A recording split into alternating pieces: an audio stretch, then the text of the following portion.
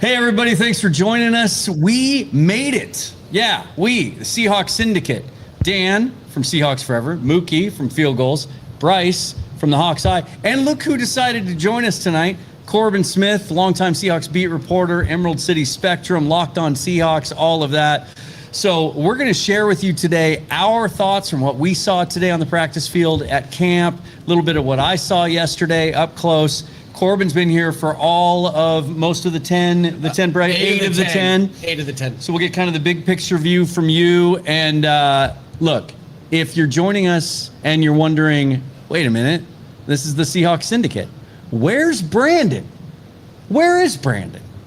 Well, here he is. Hey, look at that. Brandon Cain joining us from sunny San Diego. How are you, my friend?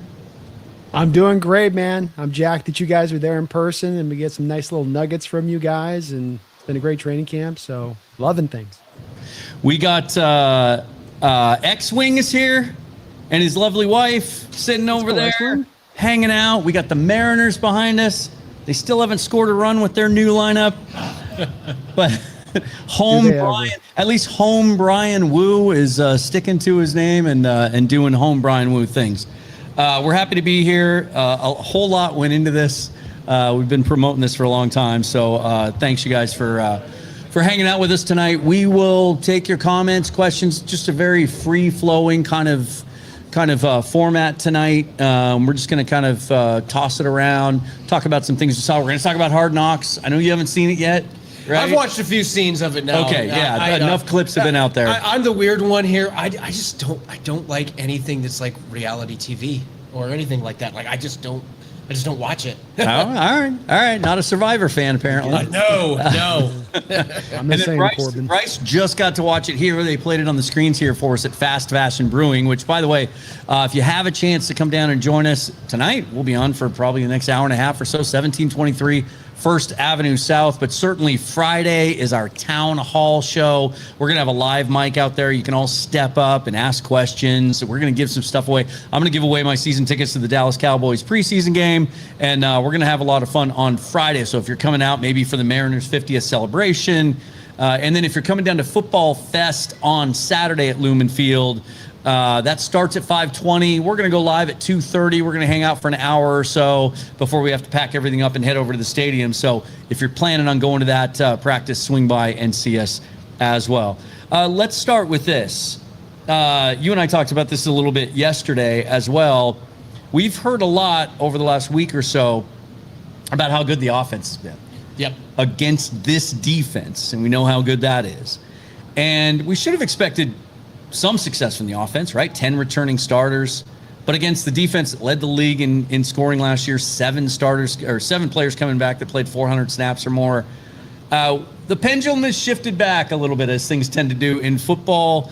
And I think the general sense today, I know we were watching up from the berm today, was defense kind of ruled the day again, don't you think? Yeah, other than Jackson Smith and Jigba. I mean, look, yeah, he was pretty good. If you don't know, Jackson Smith and Jigba is pretty damn good. He is. He's pretty fun to watch.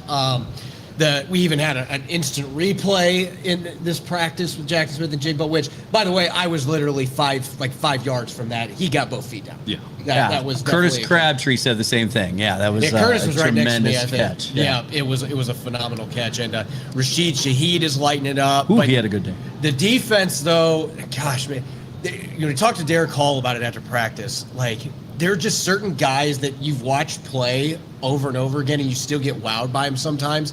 Big Cat is that guy. Yeah. Like, he just does things that, especially now, 12 years in the league, that he's still doing. It's just insane. Yeah, they had a red zone session late in practice down on the end that's nearest the VMAC facility. And I think it was either 2 out of 3 plays or 2 consecutive plays. He just absolutely blew up. Just completely destroyed. You guys thought the same thing. I know you like to watch the quarterbacks. We're going to talk a lot about that today. But defense sort of ruled the day? Yeah, defense definitely ruled the day. And I think the other thing we saw today, guys, is we saw the corners and this secondary. Max and Hook got in there and actually played quite a bit with the 2 unit, which I was surprised. He a lot, yeah. Looked pretty good in that and comfortable there, but I was really impressed with Andre Fuller and Michael Dansby today. And even Nehemiah Pritchett, like these young corners that, a lot of people have been kind of questioning, going, okay, how's this going to shape out when the roster breaks down at the end of camp? Seattle's going to have some serious tough decisions there to make with Fuller, Dansby, and Pritchett on like who do we keep, who do we like potentially try and sneak through to waivers if we can. I don't think you can with those guys the way they're playing right now. Brandon, from where you are, what is the best thing that you've heard out of camp so far these first 10 practices? Well, I think it is that the fact that the offense comes in and seems to be able to build upon the continuity and chemistry that you would think. All of this stuff is theoretical and fits to what you've seen in other football teams getting the opportunity to return so much from the prior year that had that much success.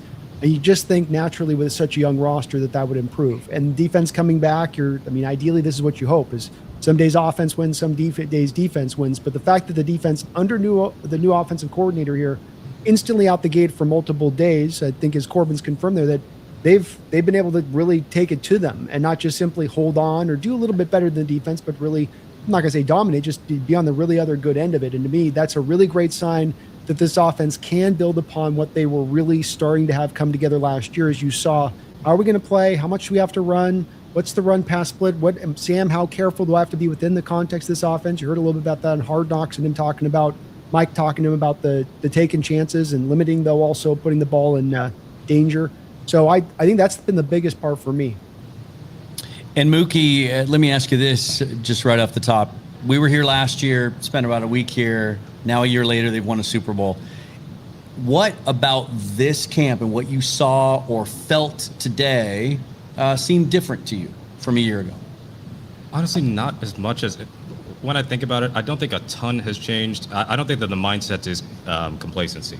That's the one thing where we didn't have a padded practice. But Bucky Brooks said that there would be complacency. There would be complacency, and that's why they're going to be a 7-10 team. Yeah. So there's no point in continuing this episode. We can just sim the season and then just talk about the draft next year.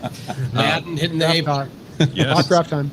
So when it comes to the Seahawks, I think that, just looking at Hard Knocks and reading the quotes from the players and listening to the interviews, that they are believing in the, quote, run it forward mentality, which is last year, cool, we won a Super Bowl. But how can we even improve upon that? Like, can we be even more dominant? Can we win the Super Bowl more emphatically? So I believe that the defense, they did win the day for the most part, but it wasn't just the first team defense. I was impressed by the threes because just watching Jalen Milroe, he was scrambling a whole lot today. And a lot of that was because there was just nobody open. And some of those guys who were part of that secondary include Michael Dansby and Andre Fuller. So any concerns people had about the secondary, and maybe even added by the fact that Julian Neal remains out due to injury, I'm encouraged by what I see from these corners. I know that replacing Rick Willen is not going to be easy, as much as we're frustrated by some of his penalties or effort or tackling, all that. But when he was on, he was a top-tier corner for Seattle. But while Neal is out, I think guys like Igbenogany, Dansby, Fuller, they're all, and Pritchett especially. I thought Pritchett had one of the best days out of all the defensive players in practice. They're all stepping up to the plate and proving their worth, proving that they either belong in the team or they belong as starters. So I think the spirit of competition and intensity, I think we're going to see a ramp up Friday and Saturday when we assume they'll be doing padded practices. But I just get the sense that the Seahawks are not going to be, if they're going to be a lesser team this year, it might be because of maybe not being as talented as last year, and maybe those replacements for the free agents loss end up being a downgrade. But it's not going to be for, we won the Super Bowl, we can relax. That's not going to be the case under Mike McDonald. I can guarantee you that.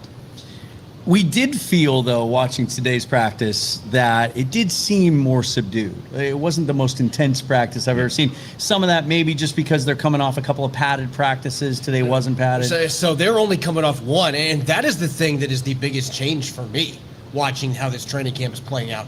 They've had pads 3 of the 10 practices. So there hasn't been near as much physicality as what we've seen. Now, McDonald explained that to an extent after practice today, saying that, look, typically we would have gone pads today, but we're a little bit banged up.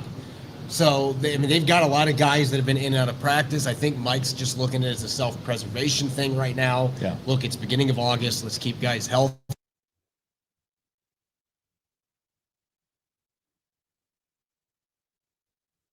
Away from the season. You gotta ramp it up. Yeah, it looks like we might have had a little audio problem there for a second, but I think it's okay now. But It's all right. certainly Yeah, on the other end. Finish that last point there, Corbin. The last sentence you said got cut off. Yeah, I was just saying they at some point they've got to have multiple padded practices in a row to get themselves ready for the regular season. I mean, they're 1 month away, basically from week 1. So Now we've talked about the defensive backs already. Can't talk about the DBs without talking about Devin Witherspoon, of course. He started out practice. We saw him on the field. He was playing mostly nickel, I thought, early on, and then we didn't see him. It sounded like a vet rest day kind of a thing, a they've maintenance been doing thing. that a lot. Look, he's been fully engaged. He's been participating in all of this stuff, even with the contract talks. You and I talked yesterday about how surprised we are that it hasn't gotten done to this point. You even indicated you thought you were under the assumption it was all done. It was just a matter of when they wanted to announce it. What's the latest you're hearing on Spoon's situation with the you're contract? exactly what you're saying, and I've been hearing this for a week and a half. That look, Devin Witherspoon would not be practicing in full right now if they did not at least have the blueprint put together for what this deal is going to look like. But I am a little bit perplexed that it has not happened to this point. And I don't know if the ownership transition is playing into this. I don't know if that's a factor, but I thought this was going to be done by now. So, but the fact that he's been practicing and he's been doing the team stuff till today, we've seen other guys not play the team sessions. Julian Love had a day that he did that. Sure. Like they're gonna do what they can to protect their vets. But I don't think there's anything on that front to worry about. We saw some of that today too. I think maybe a little load management at play with. We didn't see Ernest Jones out there early in practice. They were giving Tyrese Knight quite a few reps at strong side linebacker. Just we weren't sure if he was banged up or not. But then Ernest came in and kind of finished the practice. Seemed like he was the guy the second half. He's been dealing with a little bit of a foot thing. Okay. He exited practice last week. That's as much as we know. Mike McDonald would not delve into what the injury was. But a great opportunity for the second round or fourth round pick from 3 years ago. Tyrese Knight made a bunch of plays today. I think he accounted for himself pretty well. I think honestly the conversation around Tyrese Knight can't cover that. There was that narrative that was kind of going around that he wasn't a great coverage linebacker. I think we can start to put that to rest because watching him in coverage today, I think he ended up with one pick, or it might not have been given to him, off a Torrey Horton catch that bobbled up in the air. And then he, at one point, locked down Elijah Arroyo, where you look at that size comparison right in front of the goal line there. Yeah. You would expect that to be the advantage to the offense with Elijah Arroyo on Tyrese Knight. And Tyrese Knight was in the hip pocket of Arroyo and knocked the ball away. Like, Tyrese Knight's having a very good camp, it seems, right now, which again just leads to they are going to have a deep linebacking core again, where if we do have a injury like we did last year, I don't have as many concerns as I did going into camp this time last year. Yeah, and another thing regarding Tyrese Knight, we got to consider perspective on his career. He wasn't the starter as a rookie until Dotson and Baker went, traded for Ernest, and then after they cut Dotson, Tyrese gets to be in the starting lineup. So he had half a rookie season, essentially. And then he has a heart issue, and I forgot the injury he had that required him to just miss much of preseason his second year. But I think knee, wasn't it? Was it a knee injury? He had a knee injury, and there was also the heart issue that we didn't know much about. Right. So those first couple of weeks of the season, I'd say up until week 5 against Tampa Bay, he didn't look like he was moving physically at 100% or anything close to it. And afterward, he went from getting all the snaps to splitting time with Drake Thomas to Drake Thomas gets all the snaps. But Knight still found value on special teams, and when Ernest was out for a game, he gets two strip sacks of Jacoby Brissett, turns it to DeMarcus Lawrence touchdowns. So I think there's still room to grow for Tyrese. He certainly impressed a lot in practice today. I liked a lot of what Patrick O'Connell did. I mean, Patty O has always been kind of hanging around in the practice squad for a while, right. But when he was called upon in the Tennessee game last year, he did quite well. I think he got a sack on Cam Ward, which was not an easy thing to do, as much as he was under siege. So I think that it was justified to be concerned about the off-ball linebacker situation last year when there were a lot of unknowns regarding Drake Thomas specifically. But you know what Drake Thomas can do, and he's got a justified contract extension. Ernest is criminally underrated by everybody else but us, it seems, meaning Seahawks fans. But if you got to rely upon Knight and O'Connell in a pinch, I think it can work just fine. I mean, we're not talking really too much about Chaz Surratt as anything other than special teams guy, although even he had some good moments today late in practice. And we haven't heard much. Like Chris Paul Jr., Corbin, if you can confirm, he's got to be dealing with something because we didn't see him dressed. Looks like it's an ankle injury. Yeah. He's been out for a couple of days, and I would think he might be out a little bit. Yeah, okay, so that's going to be tough for him as far as because he was an intriguing stash by the Seahawks. The fact that the Rams cut him, or the Rams waived him, and it was seen as a kind of a surprise move for a guy drafted, what, in the 4th round, and for for Paul Jr. to stay on the practice squad the whole year. We knew pretty much nothing of what he could actually do on the field in a Seahawks uniform and a McDonald defense. So we were hoping, and at least I was hoping coming into camp, that we would get to see a little bit of Chris Paul Jr. during these practices, but unfortunately that's going to be on hold for now. I want to do something now because Brandon. Oh. Cut again.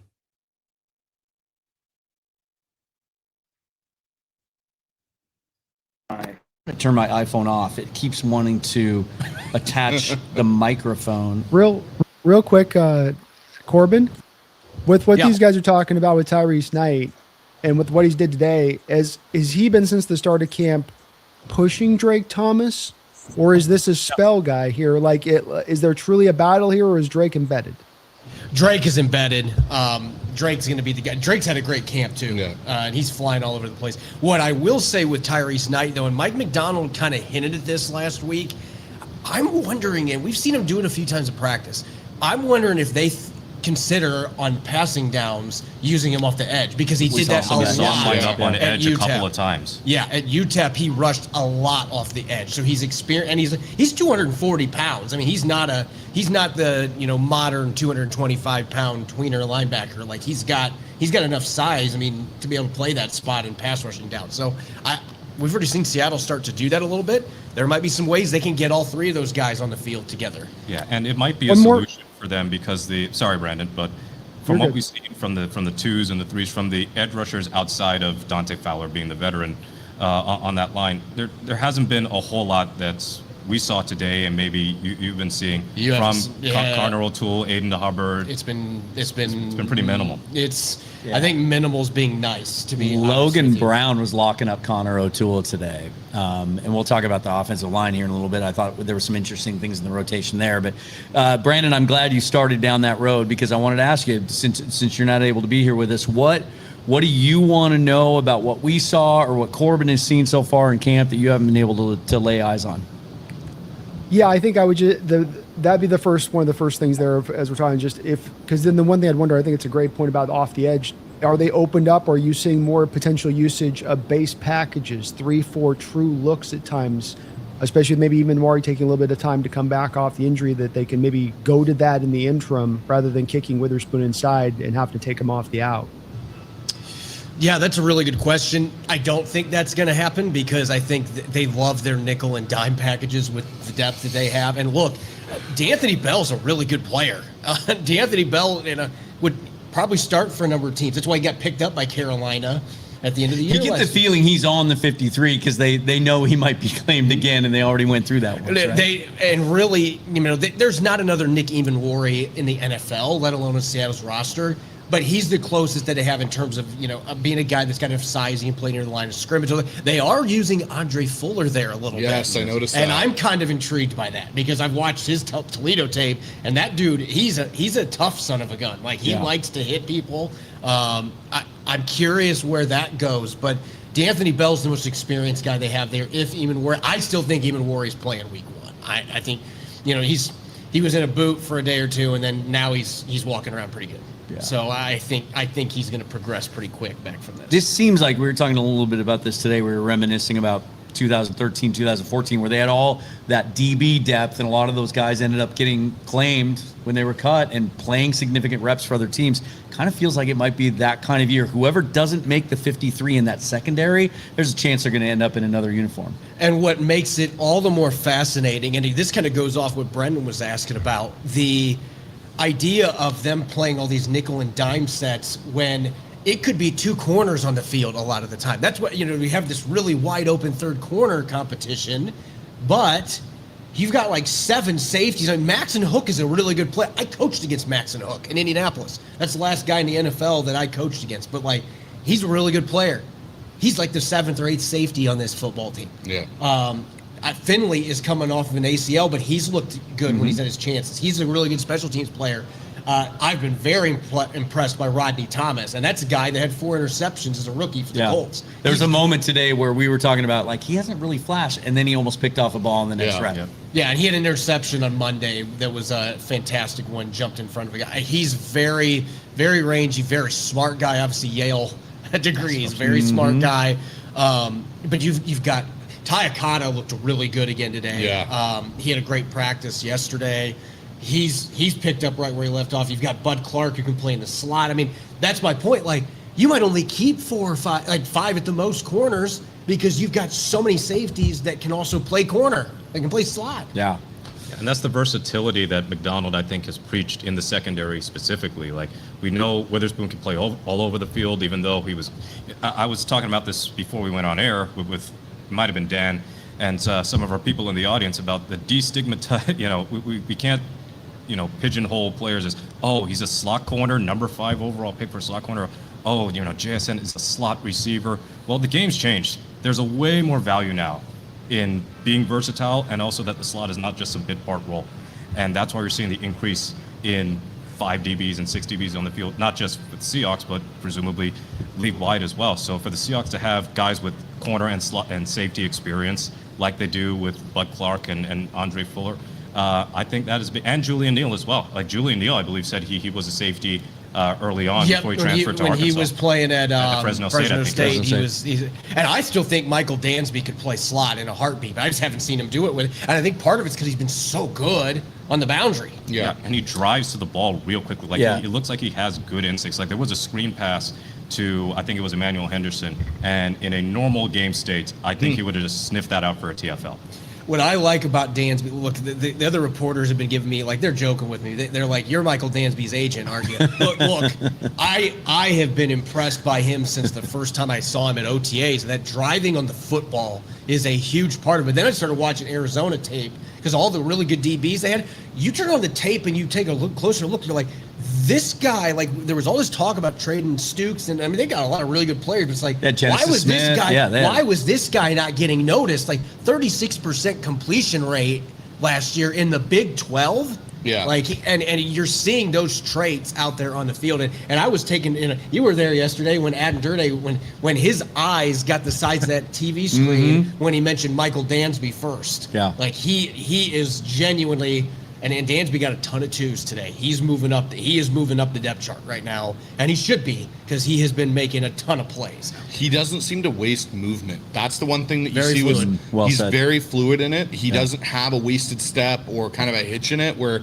you see some of these other guys and they have that. Like, they're not 100% sure in the footwork they're using to actually go and drive on the ball. For him, it's like, bang, foot's in the ground, I'm gone. And I'm just shooting out and I'm going and making a play. And the other thing is, he's, even when he makes the play, and you got, most corners, we've seen it over time, hey, I'm going to go make that play, and they miss, and then it's 6 the other way because they're the last guy.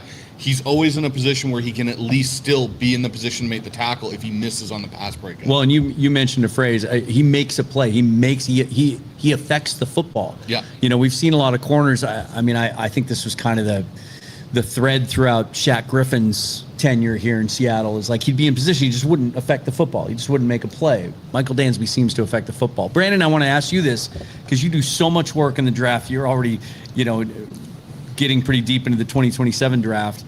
And I can't remember if we've had a conversation about this or not, which is why I'm asking you now. I didn't know who Michael Dansby was when they drafted him. I had to play catch up a little bit and dig into him. Where were you familiar with him when his name was called? And then when you immediately pivoted and dug into him, as I'm sure you did, what were your thoughts about what you saw from him on tape? Yeah, I was vaguely aware of him, as far as it wasn't a guy that I'd heavily scouted going in the process. You get to the day 3 guys, and it's always hit or miss on, whether you've really looked into it. I guess the thing, and this is the dismissive aspect that you got to toss away when you're looking at guys, is that you think about a guy like Tre'Davious Stukes or the other guys in that secondary that were drawing so many NFL eyeballs to it. How could they overlook something as they're looking literally at the tape? How could a guy that be this good be somebody that they've sort of just missed through as they're getting caught up on this guy over there? And Stukes was good, and the other guy was good as well. I believe, I can't remember his name. You had it, I think, Dan. But I think that was the part that just stood out to me. So I didn't get a chance to deep dive on him, but you could see the competitive streak that he brings that you absolutely need in quarterbacks, and not all cornerbacks have. I think sometimes Shaq Griffith, at times, to your point on that, didn't always have that kind of like, I'm not going to let you catch the ball from a spirit angle of things as much as an ability angle. And So I hadn't had a chance to really look too deep on him, no. But I liked the film that I saw. He looked competitive. He looked like he had pretty good size to him. But yeah, I was pretty blind on that one. Every year in camp, there's a guy that just seems to make plays every day, and it seems like he's that guy. And Montori Foster is the guy on Yeah. offense. Yeah. Ricky White's been The long kind of in that, sleeves and but like everything. even today, Ricky White had a couple of catches, but Montori Foster had a touchdown. Yeah. And he just every single day seems to show up. And I've now interviewed Nehemiah Pritchett, DeAnthony Bell in the secondary, and they both name dropped him. First off the bat, that was the guy that was the most under the radar that has impressed them. I want to get to the offense. Before we do, let's talk some more about the pass rush. We touched on it a little bit ago. We love the core group, right? I mean, essentially, they replaced Boye Mafe with Dante Fowler. He sure looks like he fits in from what we've seen so far. But we know they like to go 5 deep. We know they've protected some young players. They kept Connor O'Toole on the roster all last year, even though he didn't contribute on the field. Jared Ivey's banged up right now. The undrafted guys this year, Marvin Jones, Aiden Hubbard. There's been lots of talk going all the way back to last year's trade deadline. Are they big fish hunting? Or they want to add another pass rusher, even after they sign Fowler? Like we said, we haven't seen much at all from those other guys that would be in position to compete for that other, at least to position themselves as a young guy that you can build around moving forward. Do you think they might end up having to go get somebody? Because I feel like right now, if one of those veterans gets hurt, then they're in acquisition mode. Yeah, I still think Max Crosby at the trade deadline. Like, I know the Raiders can say, oh, we're saying kumbaya, everything's good. But if the Raiders are not like surprising and they're in the playoff hunt, like, you have to go out and get assets for him if you're them. Like, you just have too many holes in your roster, and we know John Schneider loves him some Max Crosby. And so I still think that's a possibility, regardless of what you think of what's in the back end. But the only guy that has jumped out a little bit to me during this process has been Jalen Gaines, who is A couple reps today. Montori Foster and Jalen Gaines are two guys that got cut or they were waived injured early in camp last year. 99% of the time, those kind of guys don't get another shot in the NFL. Yeah. If you're an undrafted guy. Seattle brought both of them back end of last year. And they brought them back on future reserve deals. Clearly, they liked something about him. And Foster's had a great camp. But I think Gaines has been quietly doing a lot of good things. I'm disappointed with what I've seen from Aiden Hubbard most specifically. I really hope to see him. He looks sluggish to me. And he's their priority UDFA. I mean, he had the highest guarantees of any of the UDFAs they signed. And it was a I small liked his class. tape. But, yeah. He's looked like he's playing slow motion, and it's really felt that way since rookie. He looks like he's hurt to me. Like he looks like he's not healthy. Right. I wonder if his head's swirling, right? Like, there's a lot of stuff that McDonald likes to do up front. And for a guy that basically put his hand in the dirt at Northwestern and went, in college, a lot of these guys don't do a lot of the stuff that Mike McDonald asks, which is why our defensive front is so good. They can do so many different things with how they can bounce off one another. And you see, Byron Murphy will go and take a guard in the center and we'll have a guy loop underneath. I wonder if he's just thinking too much. Like, what do I have on this? Is this my job on this, or am I doing this? Because if you watch his tape, he's not a bad pass rusher coming out of Northwestern.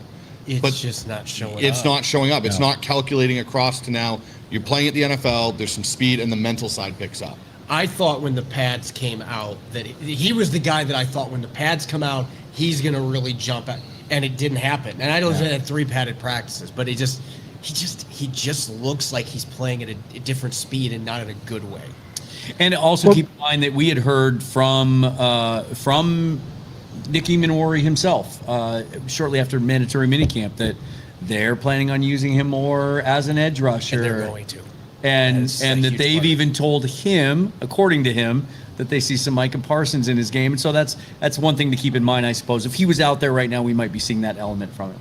You would be seeing that element. He was doing a ton of it in OTAs and minicamp.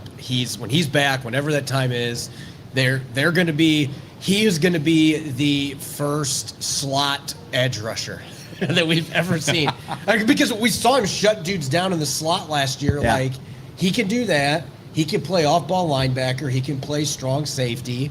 I think he could play free safety, but they just don't really need him to. Yeah. He's more valuable to this team rushing. Because I'm thinking about Jamal Adams when he was here.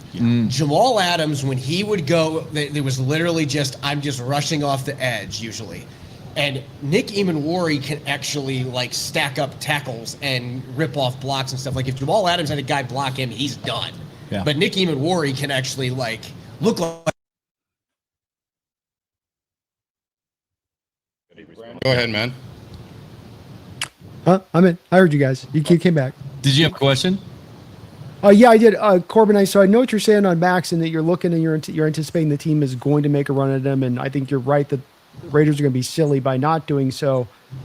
Where you stand on what you'd like to see, we've been turning over a notion here on the Syndicate a little bit collectively and maybe getting a little bit greedy, right? Maybe getting a little bit too much of like feeling ourselves in the respect of what if we could get through this year? I mean, what if we get to the deadline and we find the pass rush is near where it was last year and that you can save those picks and for what's going to be a very rich draft and blue chip prospects rich to be able to package that bundle there instead of for Crosby, your preference, your personal preference on this.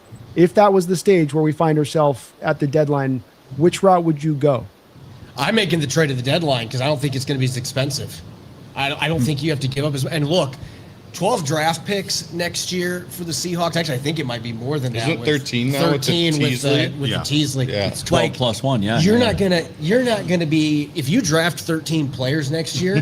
Where are you putting them? Where are you putting those guys at? You're literally taking one at every position. including Let me. What I'm thinking of, Corbin, is this. John's learned a lot of lessons off the first run. You remember Amara Darbo. You remember Chris Harper. I don't think he's making the same mistakes as prior. So what I think would be anticipated within this, built within this, would be the bundling and the packaging. While he's not moved up in a first round before, there's always the room for the first time of that happening. He's moved up multiple times in the second round before. Yeah. And so could he not do multiple packages? What I'm thinking here is about sustainability and taking a Super Bowl winner in the beginning of a window and cranking that window wide open for the ever-present future. And to be able to now add in real specific parts to the team of guys that you know what you're getting in would be kind of what I'd be operating on. Not from the picking the 12 picks. And, maybe you guys will laugh, but why not both? Like, I think you can live in both those worlds when you have 13 picks. Like, I think end up with Max Crosby and Dylan Stewart. Like, think about it this way though. Like, if you trade your first rounder and you add in, like, I think that you wouldn't have to give up as rich of a price at mid-season for him. Then you can turn around. Hey, I've still got maybe I've still got 9 or 10 picks there. I can still do some bundling. I can, and then John Schneider can trade back in a few cases if he wants to recoup a few picks. Like, you could still come out of there with 8 to 10 players, but get a chance to trade up. Like, I don't think that this has to be an either or thing because of that number of picks. And to add to Corbin's point a little bit with that is you got to think the Rams are in most senses out of that market. Like, they weren't last year. They were kind of in that market with you. Mm-hmm. They aren't. If Aaron Donald comes back and they got Myles Garrett, they're not going to really potentially, maybe they take a swing, but not likely. Who knows where the 49ers are at with 20% of the roster currently injured? Who knows if they're back in that equation? So who are you betting with potentially? And this is where that price, to Corbin's point, could come down because the Raiders might sit there and go, okay, we want to get something. We want to restock our shelves and fix some of our holes. Yeah. Maybe we can, John Schneider and, Spy Tech look at it and go, okay, like, we'll give you a third, maybe a second, to go and do it. We don't have to give up our first, but you still at that point have double-digit picks to move back up into one of those rounds and grab somebody. Yeah. In the meantime, though, he's not a traditional edge. He's not part of that group. But some of that can be taken up by a kid named Riley Mills, we didn't get to see much of last year until late in the year. Of course, he had the unbelievable rep that will live on forever in the Super Bowl. We got to see him with pads on yesterday. He was a dominant player yesterday. Might have been the best player on the field yesterday. Even today without pads, you felt him. Oh, you feel Riley Mills in some respects, not to the extent of Big Cat, but I could see that being a very, very clear future for Riley Mills with the way he moves up and down that line. And now that he's healthy and he's had an offseason, like, for a man his size, his first step is ridiculous. Lightning. It's lightning. And and then the power that comes with it. And the thing is, he's not just a pure power guy. That was the one thing I was expecting even to see today on some of his reps. Like, he's got like one move and then a small, like, he's got a repertoire. Like, if this guy wasn't injured in the college football playoff, second round pick. He's a second round pick. He's a top 50 player. You might have had to use your Arroyo pick to go get Riley Mills instead of being how lucky you were to wait until the 4th, 5th round to pick up a guy that is a top 50 player. Yeah, when you think about Riley Mills' story, I mean, when I spoke to him during Super Bowl week when I was down in San Jose, I mean, he plays all year for Notre Dame his final year. Then he gets hurt in the playoffs. He's not available for the national championship game. But the next year, now he's in the NFL. He misses almost all of this year, but he comes back in time for the last couple of games of the season, even if it's single-digit snaps a week. And then he makes an immediate impact in the Super Bowl. And as you know, just talking to him back then, he was super eager to have a full offseason, to work with Mike McDonald, to work with Adam Dirty, because of how well he was able to rehab. And he looks, I mean, the strength is one thing. I think the versatility of what could be done on that line, like you could have him as a big end, you could have play a 5 tech, 3 tech, even maybe a little bit of no. So it's tantalizing what he can do, especially as a pass rusher. Like having another interior edge rusher, especially as Jaron Reed is coming toward the twilight of his career, having Riley Mills step up would be huge for this team long term. Jaron Reed looked great today. Yes. Jaron Reed is not, like, I know there's some people that are quickly like wanting to say like, hey, I'm dismissing him or whatever. Like, I could see Jaron Reed being one of those dudes that plays at a high level till he's like 37, 38 years old. Like he's in phenomenal shape. He takes great care of his body. Yeah. They do a nice job of rotating him, keeping the reps. He's going to keep fresh. But like Riley Mills, man, he has maybe been the MVP of this training camp for me. Yeah. I have been blown away in one-on-ones. I've talked about this a ton, but they did usually it's 2 reps with the guys. You don't see a grudge match. John Benton was like, look, we got to have Anthony Bradford versus Riley Mills. They're arguably the 2 strongest guys on the entire team going against each other. 3 straight battles that were like stalemates, and in a good way. Like it was just, it was as good as you're going to see in one-on-ones. But like this kid has a nasty swim move. He has a really good spin move for a taller big guy that he'll sprinkle in. He loves to use the arm rip move. He can punch. He's got a lot of different stuff he can do. And by the way, he can play in a 2-point stance outside. They've done that with him a couple times. That is where he has big cat in him. He can move up and down the line. He can play nose. Like he can play anywhere on that defensive line. There's a reason Adam Dirty was like pounding the table 2 years ago in the 5th round. Like, go get this guy now. Like, get him for me. He wanted him earlier than that. He makes a very, very good defensive line, potentially just flat out scary this year. We're going to switch over, talk about the offensive side of the ball a little bit. Then we're going to talk about some hard knocks, right? We're going to get some Brandon's thoughts on that. We've kind of discussed it amongst ourselves today. But first, we got to take care of our sponsors. Let me get Brandon back in here because he's part of this as well. I want to let you know about Prize Picks, the #1 sports pick app in the country for daily fantasy sports. There's a reason for that. It is the easiest app to use. The first thing I want you to do when you download it is get on the social feed. Follow me at Seahawks Forever, all one word. Brandon, where can they follow you? At Seahawks Nester. At Seahawks Nester, all one word. You can see our lineups. You can see our picks. You can copy them if you think they look good, or you can razz us for them, as usually the case when you see mine. What's a lineup? Well, to me, that's the best thing about the app. So what you do is this. Download the Prize Picks app today. You sign up and you use the promo code HMA, and then you build out your lineup. We got the Mariners here behind us. Oh, shocker, still no runs in the 6th inning. Haven't scored yet with their new and improved lineup, but that doesn't matter because when you set a lineup, you go to any game in any sport, you scroll through the players in the game that night, and you simply select more or less on a number of statistical categories. And if you want to give yourself the best chance to win, just select less when it comes to the Mariners, and you might end up winning. So download the Prize Picks app today. Sign up using the promo code HMA, and they've got a special offer for you that's brand new. You play your first lineup for $5. If you win that lineup, they're going to give you $150 in additional lineups instantly. Check to see if it's available in your state. It's available in most states. Always play responsibly. Prize Picks. It's good to be right. And then bear with me on this one, you guys. There's some legalese in this one. I got a new little ad read for you. What's one money lesson you wish you'd learned earlier, and how are you passing it down to your kids? For all the parents out there with teenagers, we know you're already trying to keep a million different things under control. Cash App is here to make sure your teens' money and their spending isn't adding to that craziness. It's never too early for your kids to start saving. Small steps today can build strong habits tomorrow. Cash App is now offering teens interest on savings so they can grow money faster, all under your guidance. You can sponsor your teen on Cash App to set them up today.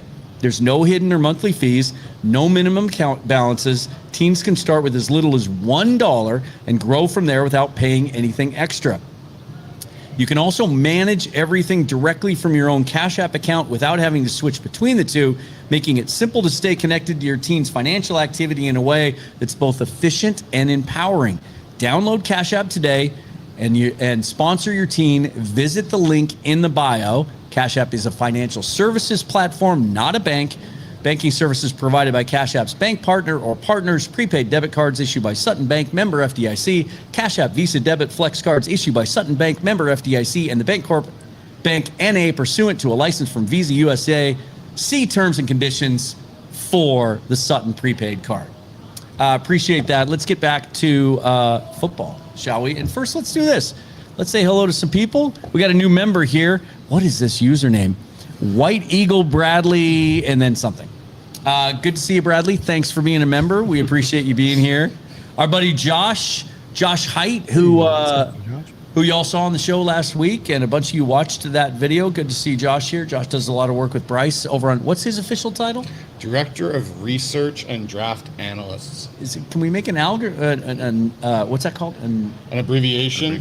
Yeah, no, that's not the word. An acronym? Acronym. Can we I'll get work a on it. Drata. Might The need to- Drata. There we go. I like it. Corbin's named it. The There you Drata. go. Tighten that up a little Makes bit. him sound like a mythical dragon. But release It the almost dragon. sounds like something that would come off of Austin Powers, to be honest. I shall call him Drata. No, it sounds like a new model of a European car, right? The Drata. The new Nissan Drata.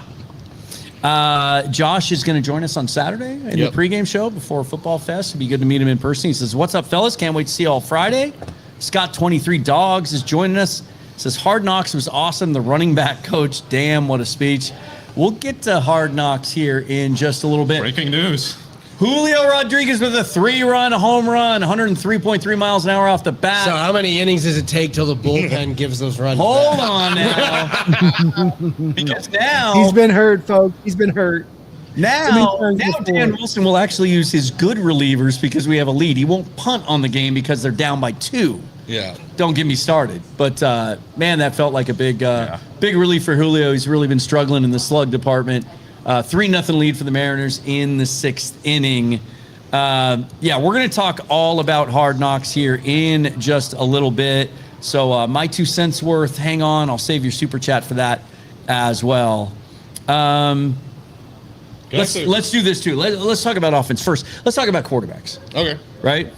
We talked a lot yesterday about Jalen Milroe.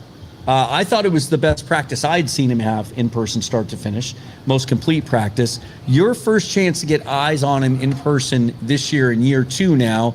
For those of you that don't know, Bryce doesn't just host the Hawks Eye. He also runs a quarterback academy, coaches high school kids, works with quarterbacks.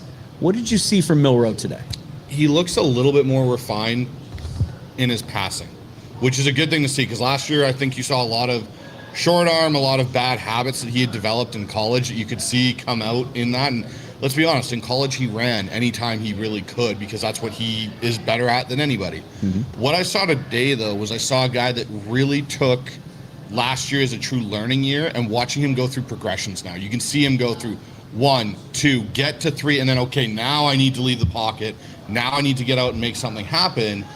And that's where I see the growth for Jalen Milroe. It's not like, okay, yes, he can run, or, hey, look at him throw this 50-yard bomb down the sidelines. We've seen him do that.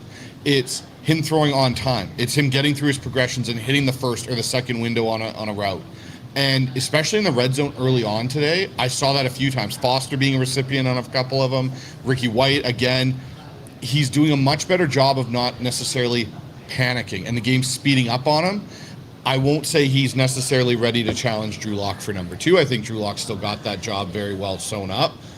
But I think you're seeing enough development in Jalen Milroe to, as a front office, go, okay, he may be a trade piece potentially for us down the road if we can, with Sam potentially being here for a little bit longer.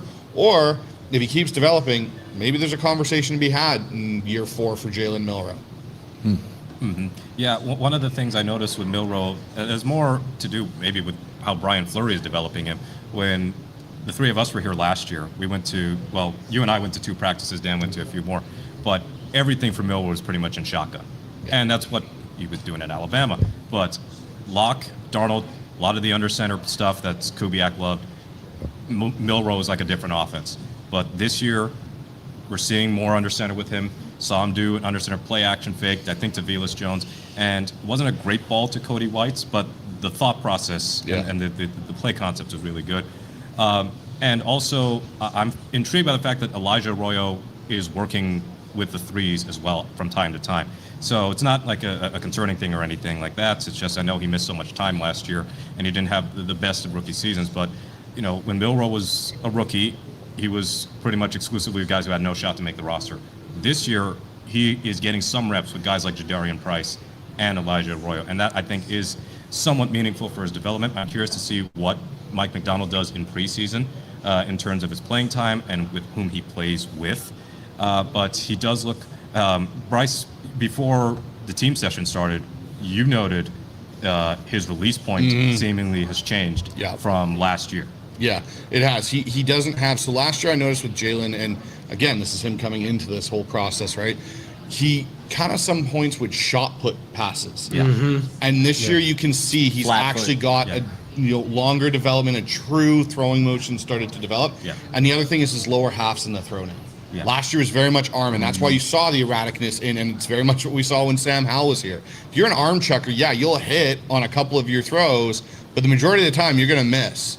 Jalen missed a lot last year. This year, you can see the seam passes. We saw one today for a touchdown where he just perfect spot, lays it right in between the safety and the linebacker, and that's the thing where, again, you see who he's been working with. Where did he go this offseason? Hey, I'm going to go work with Sam Darnold's quarterback coach and Jordan Palmer, and all of a sudden now you're starting to see the development in those skill sets for Jalen. Yeah. And you add the ability of what he can do with his feet. Now you can legitimately look at it and go, like this guy could develop into a quarterback that could start in the NFL for you. And we consistently, the big difference I noticed this year too, and we saw it a lot today consistently, especially in the red zone stuff. And I thought he might have been the best quarterback in the red zone today in practice. I thought he was the most effective. But you see this, you see 1, 2, 3, 4. And we didn't see as much of that last year, right? You could really see last year was run and run. Run, exactly. Run. Yeah. And now he's working all the way to the backside. Really encouraging to see. Brandon, what are your biggest questions you have about this offense right now in training camp? Well, I think the 3 things you guys touched a little bit on Milroe. I mean, I'm sure Corbin's hearing this. The big 3 points that you've heard out of camp over and over getting hammered at points has been, Milroe just looks wholly turned around, and it's getting, I think, a tiny bit maybe overstated. There's some there, but right, you're hearing that overload. Elijah Arroyo, every other day it seems like somebody's talking about him lighting up camp on that side of it. So I guess that'd be a question. And then whether or not the Bradford stuff is truly A1 legitimate, and that we're not only getting Bradford back, maybe a moderately improved, but dare I say, ultimately the best version of Bradford ever that we've seen. Free agent year Bradford, hungry. Well, this guy, I think has been at the forefront over the last year and a half or so, and was really one of the first ones I thought that had sort of the courage to come out and say, hey, I think this guy's improving to the point that maybe he gets extended here in Seattle. You've been on that for about a year and a half. I still think there's a really good chance that happens, and I'll give you a couple reasons why. One, he's 25 years old. I mean, he's still a puppy. It's crazy. 2, John Benton, like if you wanted to have like the guy, like the Wolverine holding the picture missing somebody, that would be him if they lose Anthony Bradford. Like he loves that guy. And 3, like he just brings a different mentality to this group that the other 4 guys don't. He's got that cantankerousness to him that he's going to get after, he's going to bully people, and you need to have somebody that has that mindset. I believe it's cantankerosity is the correct verbiage. I don't know. Well, I'll say this. I did not find myself once today. It'll be interesting to see on Friday and Saturday. But I did not, where last year, there were moments where you went, oh, Anthony Bradford, what were you doing? This? Or where there'd be pressure and you knew. It came from that area. It's Anthony Bradford. Yeah. There was none of that today. I didn't notice Anthony Bradford. And that's a good thing. Like there was no bad plays. There was no him looking around going like, oh crap, I missed my assignment. And I talked about it at length this year at points where everyone, when they saw that stuff and you saw the TikTok clips and everything of them smashing it all together, It's like you have no idea what the line call is. Maybe Jalen Sundell called the wrong line protection, and the way that the defense played it left Anthony Bradford kind of in a state of, okay, well, I don't have anybody here based on what we're calling because they gave us one look and they backed out of it. Yeah. And I think that's one thing people have to understand when a play is on and there is protection with the offensive line. It's not simply, hey, this guy lined up in front of me and this is who I block. Yeah. Because you don't know if that's the guy that's coming. There are line calls. Jalen Sundell's job, especially in a Shanahan-based offense, your center, and we heard Kubiak talk about it, we've heard Kyle, we've heard McVay, you have to have an extremely intelligent center to know your protection calls.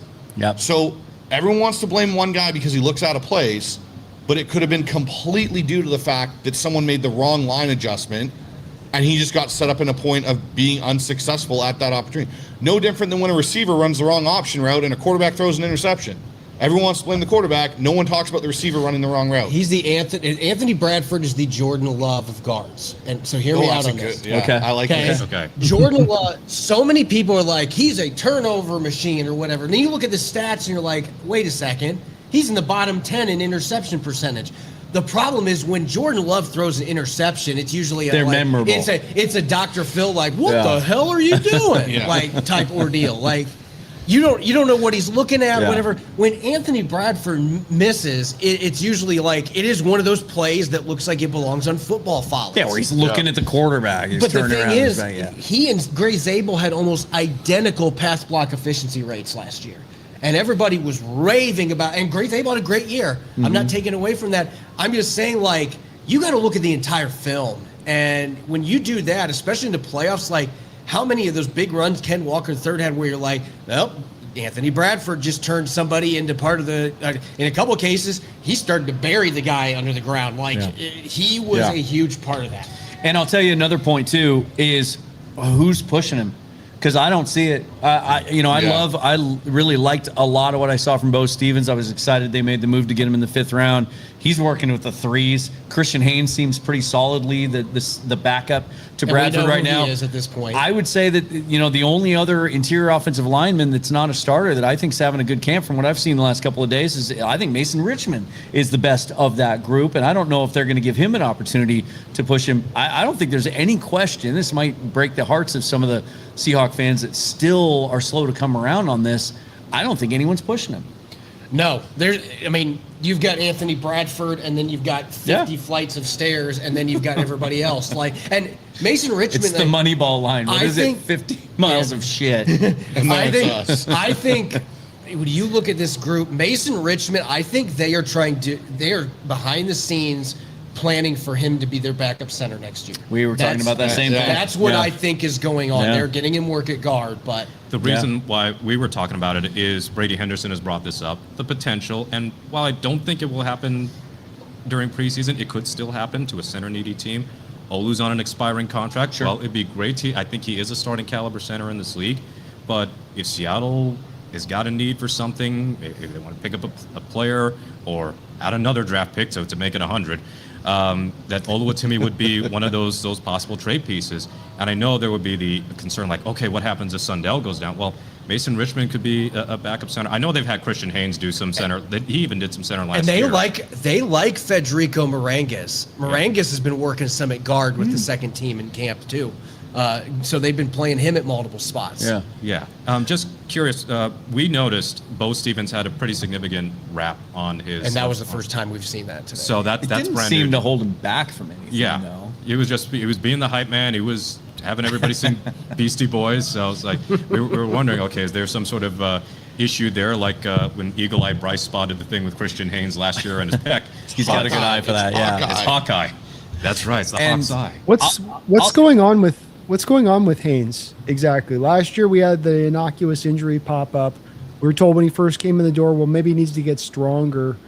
At this point in time, what's the excuse at this point? Is this just a miss? Is this guy on his way out the door? I mean, you say it's Corbin 50 steps down to a Christian Haynes you took in the 3rd round. You'd hope at least he's not pressing Bradford that I can go to him and he's going to be a high-level backup that I got at least in the 3rd round. Is this? I'm reading between the tea leaves here, reading between the lines.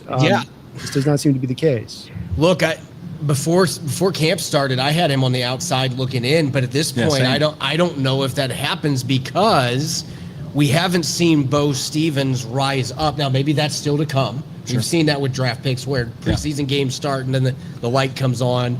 Maybe Bo Stevens is that guy. I haven't seen much. I mean, Bryce Cabledew's biggest thing he's done is getting fights. Yeah. I haven't really, and he might be my biggest disappointment in this whole camp from what I've seen so far. Yeah, he didn't look good today, even when he was out there. Like, but he's been getting a lot of third-team reps he looks for a reason. slow. Like, that's how I look. Like, when he came out, one of the big things talked about with Bryce Cabledew was, look at his RAS score. Like, look how athletic he is. Right. And then watching him today, like, he looks slow out of his stance. Like, he gets bullied. And it wasn't like he got bullied on a rep by a J.R. Singleton who just, like, took him and walked him back. And I'm going, like, dude, you're bigger than this guy. Like, you're supposed to be a bit of a mauler. And the whole offseason, you're practicing at guard. And that was the whole thing, was he was going to be a guard. And that's what he got comfortable being. I think he's on, like, not just on the bubble. I think he is severely on the other side at this point. We'll see. Well, I want to ask you guys about, and you in particular, a former college teammate of his, because it looked like we might have a little bit of a roster battle for that third tackle spot. We know Josh Jones is pretty firmly entrenched as the veteran swing tackle. Seems like whatever the issue was at minicamp seems to be behind him. He's out there running as the second tackle at both left and right tackle, it seems like.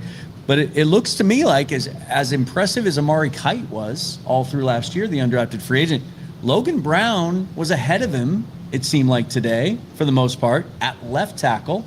That's Charles Cross backup. They were switching it back and forth left and right, and it seemed like he was right there even with Amari Kite. What are you seeing from Logan Brown? I liked him at the Senior Bowl. I did too. The biggest question with him was there were some character concerns coming out of college. Yeah. And you know, it seems like John Benton really likes him.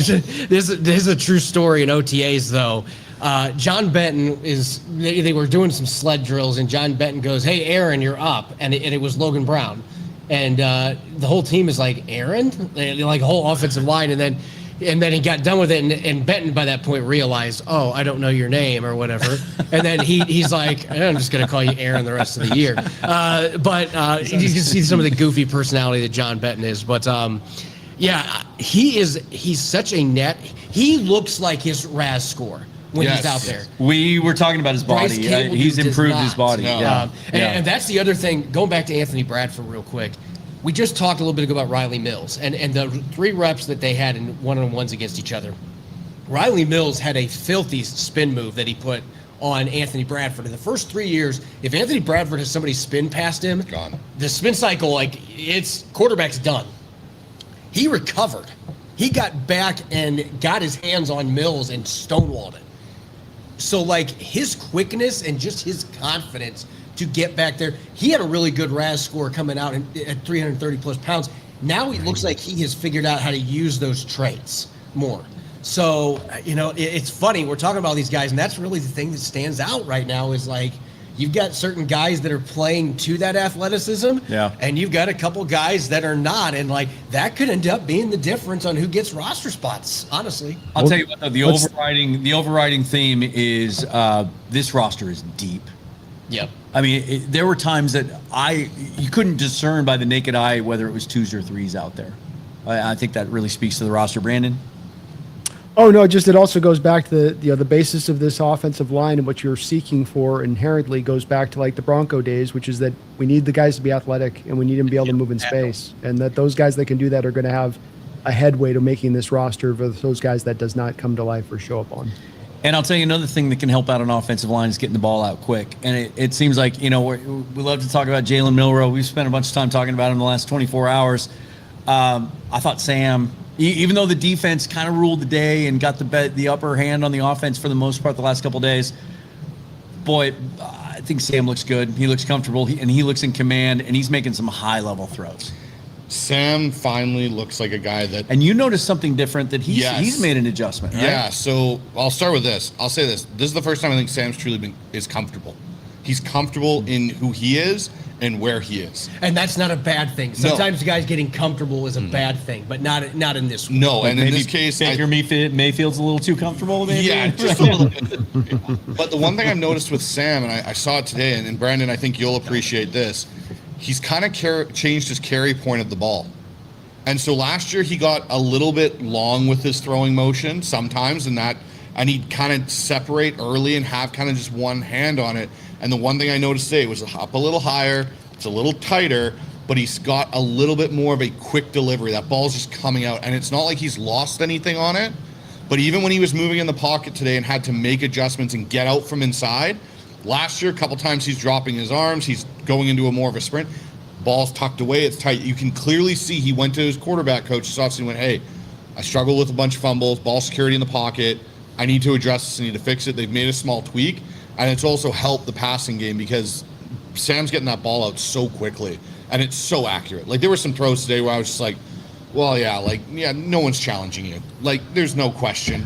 We saw a throw today that he threaded, but like, you talk about layering a throw. It was layered and threaded in a tight window, 3 defenders in the area. It was But then you got to mention the deep balls, like just how good he looks with Rashid Shaheed. And I was saying this in OTAs, like just the night and day difference with the timing with those guys. Yeah. And he's hitting Shaheed in stride. Woo! You've got a 4-pronged monster there. Cooper Kupp looks like he's 28 again. He does. He looks more comfortable in this offense than when he did in Kubiak's last year, in my opinion. And we talked about this a little bit off air with just where I think the changes are happening in this offense, where after going back and looking at it, and I've done a bunch of research, like their offense last year looks closer to the 2012, 2013 Houston Texans offense than it did the Shanahan offense, which is what we were kind of promised. What I'm seeing with Fleury, you're seeing the West Coast Shanahan offense in a lot of ways, especially with the fun 2-back stuff that they're doing. But the one throw today where I kind of went, Sam, you got lucky that we're not in pads, is when he threaded it down the sideline to JSN. It ended up being a touchdown, but it was off where they had basically a fake screen to Shaheed. JSN ran vertical on a fade, and you had Barner down the seam.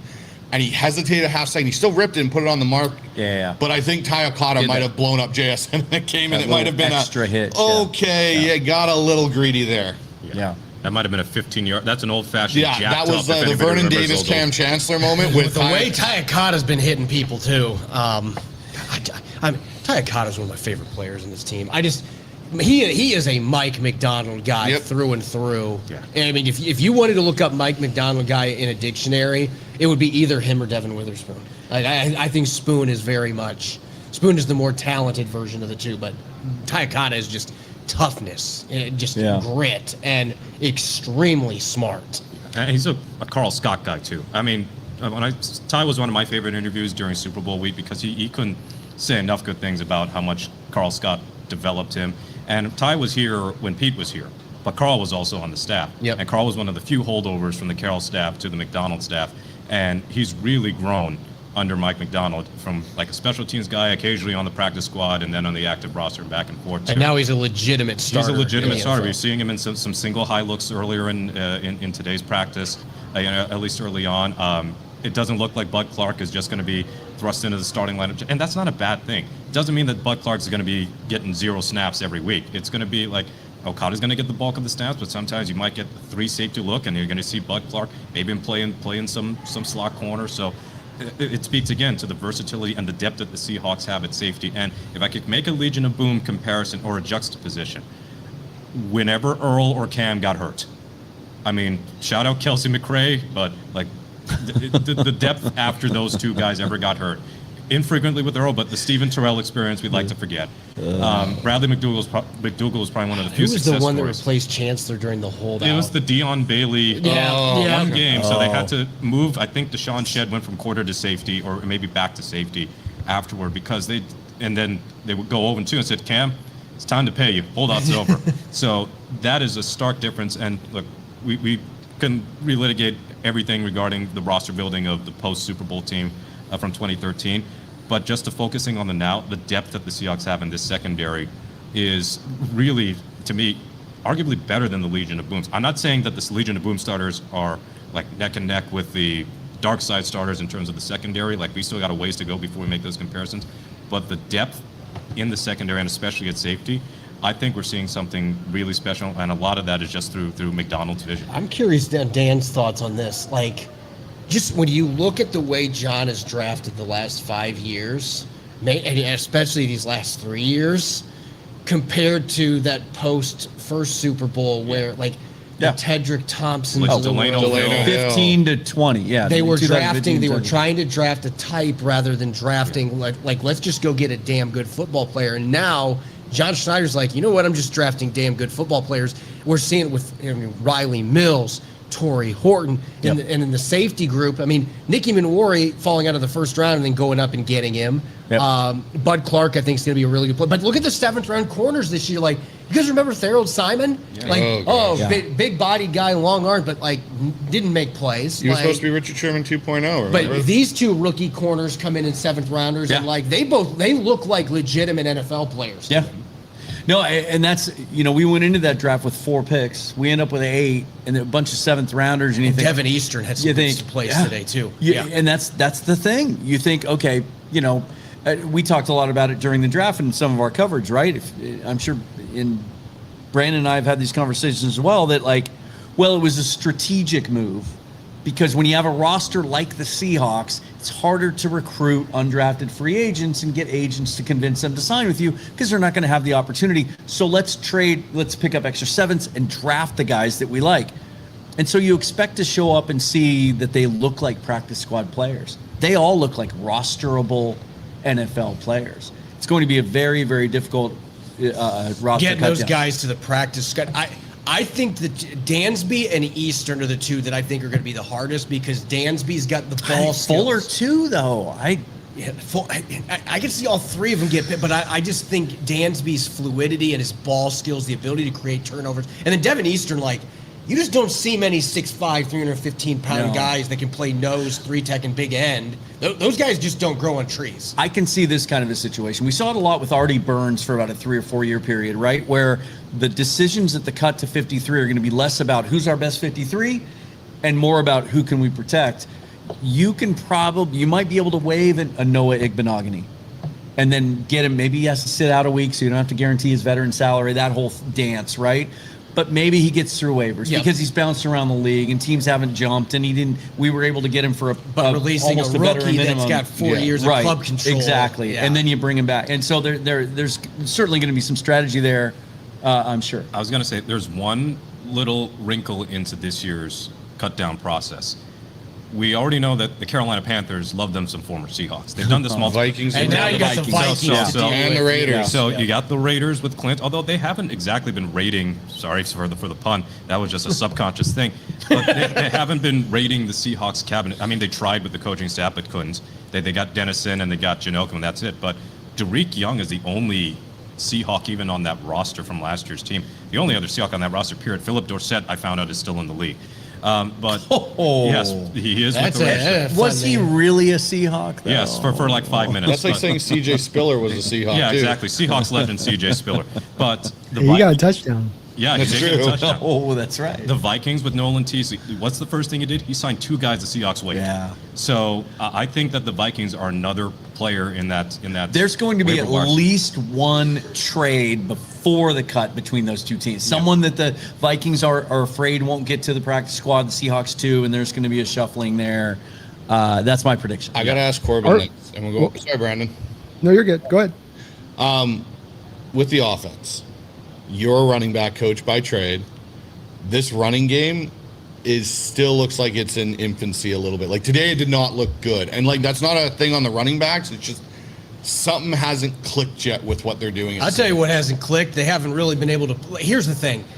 Until we get into game situations, the deeper I get into this, and I know this from coaching running backs, until you actually have the real bullets flying, you can figure things out in the passing game. You can figure out pass rushing and all this stuff, but especially with a zone scheme where everything has to be playing at game speed for you to get the right reads, even if defenders are thumping and you're in thud pacing, if they're not coming up to tackle, that still changes the pacing of things.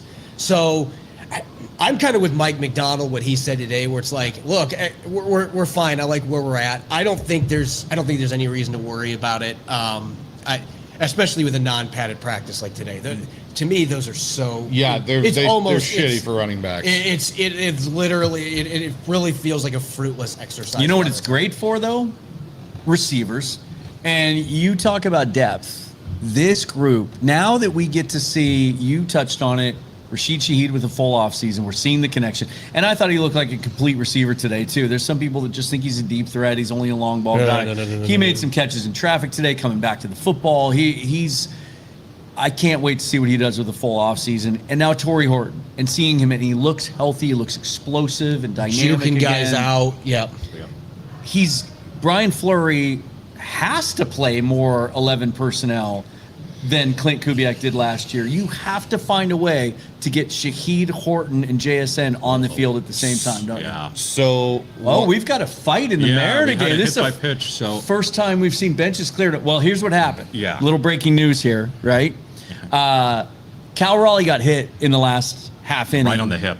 Right? No, he was in the gut. He got hit in the nail. Okay. Probably the safest place to hit. Yeah. Well, I've never understood this. What the guys in the bullpen run down. Like, what's the point? It's already over. Like, and so we just hit Dirk Diggler, it looks like. I'm sorry, it's Dingler. Dingler is the name. Please don't have a Barry on that team. Anyway, sorry. We're talking about 11 personnel. He's got to find a way to get those three guys on the field, and we saw some of that in practice today. He does, but the thing I thought that was really cool today that we saw, and I think again this extra is surface area on Dirk Dickler to hit. Thanks for that, Brandon.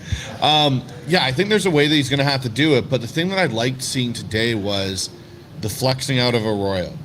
The use of, hey, we're in 12 personnel, but we're in a spread 12 personnel with A.J. Barner and Shaheed on one side and JSN and Arroyo on another. And we're going to stack them condensed and we're going to spread them out on the other. And just some of the things Fleury is doing that way is kind of creative, which we didn't see a lot of last year. We heard about it. We never saw it. So I'm going to add to this with the two-back stuff. And, of course, this gets me excited because of my running back background. But, like, I remember all those years the Patriots would have, like, LeGarrette Blount and James White in the field together. Yeah. And what they could do with that and how much that muddied things up for the defense because you had to, like, both those guys could catch. They were just different kind of players. But Emmanuel Wilson has really surprised me with his hands. Like, he's got really good hands. He had a one-handed grab the other day that I was just kind of like, whoa. And Mike McDonald said it when I asked him about it, like, hey, sometimes there's guys that we kind of put them in boxes and then we realize, oh, wait, like, that's not fair with this guy. But you have three backs at the top of your depth chart. They're really four because Velus Jones, I think Velus Jones has a good chance to make this roster. And the big reason why is because he is making plays at both running back and wide receiver. He is truly that guy that you can have on your roster. Like, if somebody gets hurt at either one of those spots, hey, I'm fine. Yeah. And he can play special teams at a high level. But you've really got, Jadarian Price had a bad drop yesterday, but he's really been pretty good catching the ball. All four, George Halani's got incredible hands. Those four guys are going to all be able to catch the football. So you can do a lot of two-back sets with the non-traditional. You don't need to have, I hope Robbie Oots is okay, but you don't have to have Robbie Oots or Brady Russell in there. And you can motion George Halani out and have him play wide receiver in a heartbeat. George Halani can do it. He's got that in his DNA. So Brian Fleury, he should not have any, if anything, he's got a good problem because he can do all kinds of different fun stuff with his personnel. Meanwhile, update, we just finally figured out what it takes to get Dan Wilson to show any kind of emotion or intensity at all. You throw his pitcher out of the game. Gabe Spire tossed from this game despite no warning ahead of time for throwing an inside fastball that clipped a guy on the quads. Dan's fired up. Dan just got tossed himself, I think. Maybe this is the thing that turned him around. But, finally some emotion from Dan Wilson. Do you think Emmanuel Wilson has kind of surprised even the Seahawks and what they were expecting to get, Corbin? Mike McDonald didn't seem to think that, but, like, body language-wise, like, verbally, he's like, it's not a surprise, but his body language, it kind of felt like, we're getting way more than we thought we. And that guy has got some twitch for, like, I remember when Eddie, like, my first year in the beat was Eddie Lacy's first season here, and I loved Eddie Lacy coming out of Alabama. Much but, like, different jersey size for 27. Yeah, that time. different body, and like, we joked about it, but it felt like we were watching, like, a skiff try to drive with cars. Like, it just, but Emmanuel Wilson has the ability, like, he can run outside zone and he can turn on a dime and he can get up to head of speed. And then I tell you this, like, guys make business decisions with him very quickly. And we've seen it even in training camp practices, like even in the thud, like, you know what? I'm just going to kind of act like I'm going for the ball because I don't want to be in front of this guy. And he is a big man. Yeah, he gives Seattle something that they don't necessarily have with Jadarian Price. So that, I mean, you want diversity in your running backs and what. And Helani's kind of a blend of those two. Yeah, I call him Furious George because he runs with a furious running style. And he's got some Charbonnet to his game. In fact, I fondly remember Kevin Harlan erroneously calling Olani Charbonnet on his first NFL rushing touchdown in the Cardinals game because he saw 36 and thought 26. They almost look alike when they run. They kind of have the same running to. By the way, we saw Zach Charbonnet today working out on the side field, and he wasn't just doing light jogging. He was doing some explosive moves, some jumping, some one-legged jumping. He sits out 4 games, and he's back. That's my prediction. You think it's weird? So I said Week 5 San Francisco today, right, for the Niner game. I am getting more and more convinced, especially, I mean, people joke with me about this, and I mention it, but, like, my mom's a damn good doctor. My mom knows this stuff. My mom and I were talking about, she's done a lot of sports physician stuff, and I told her what he was doing 2 months ago, and she's like, yeah, he's about a month and a half ahead of schedule.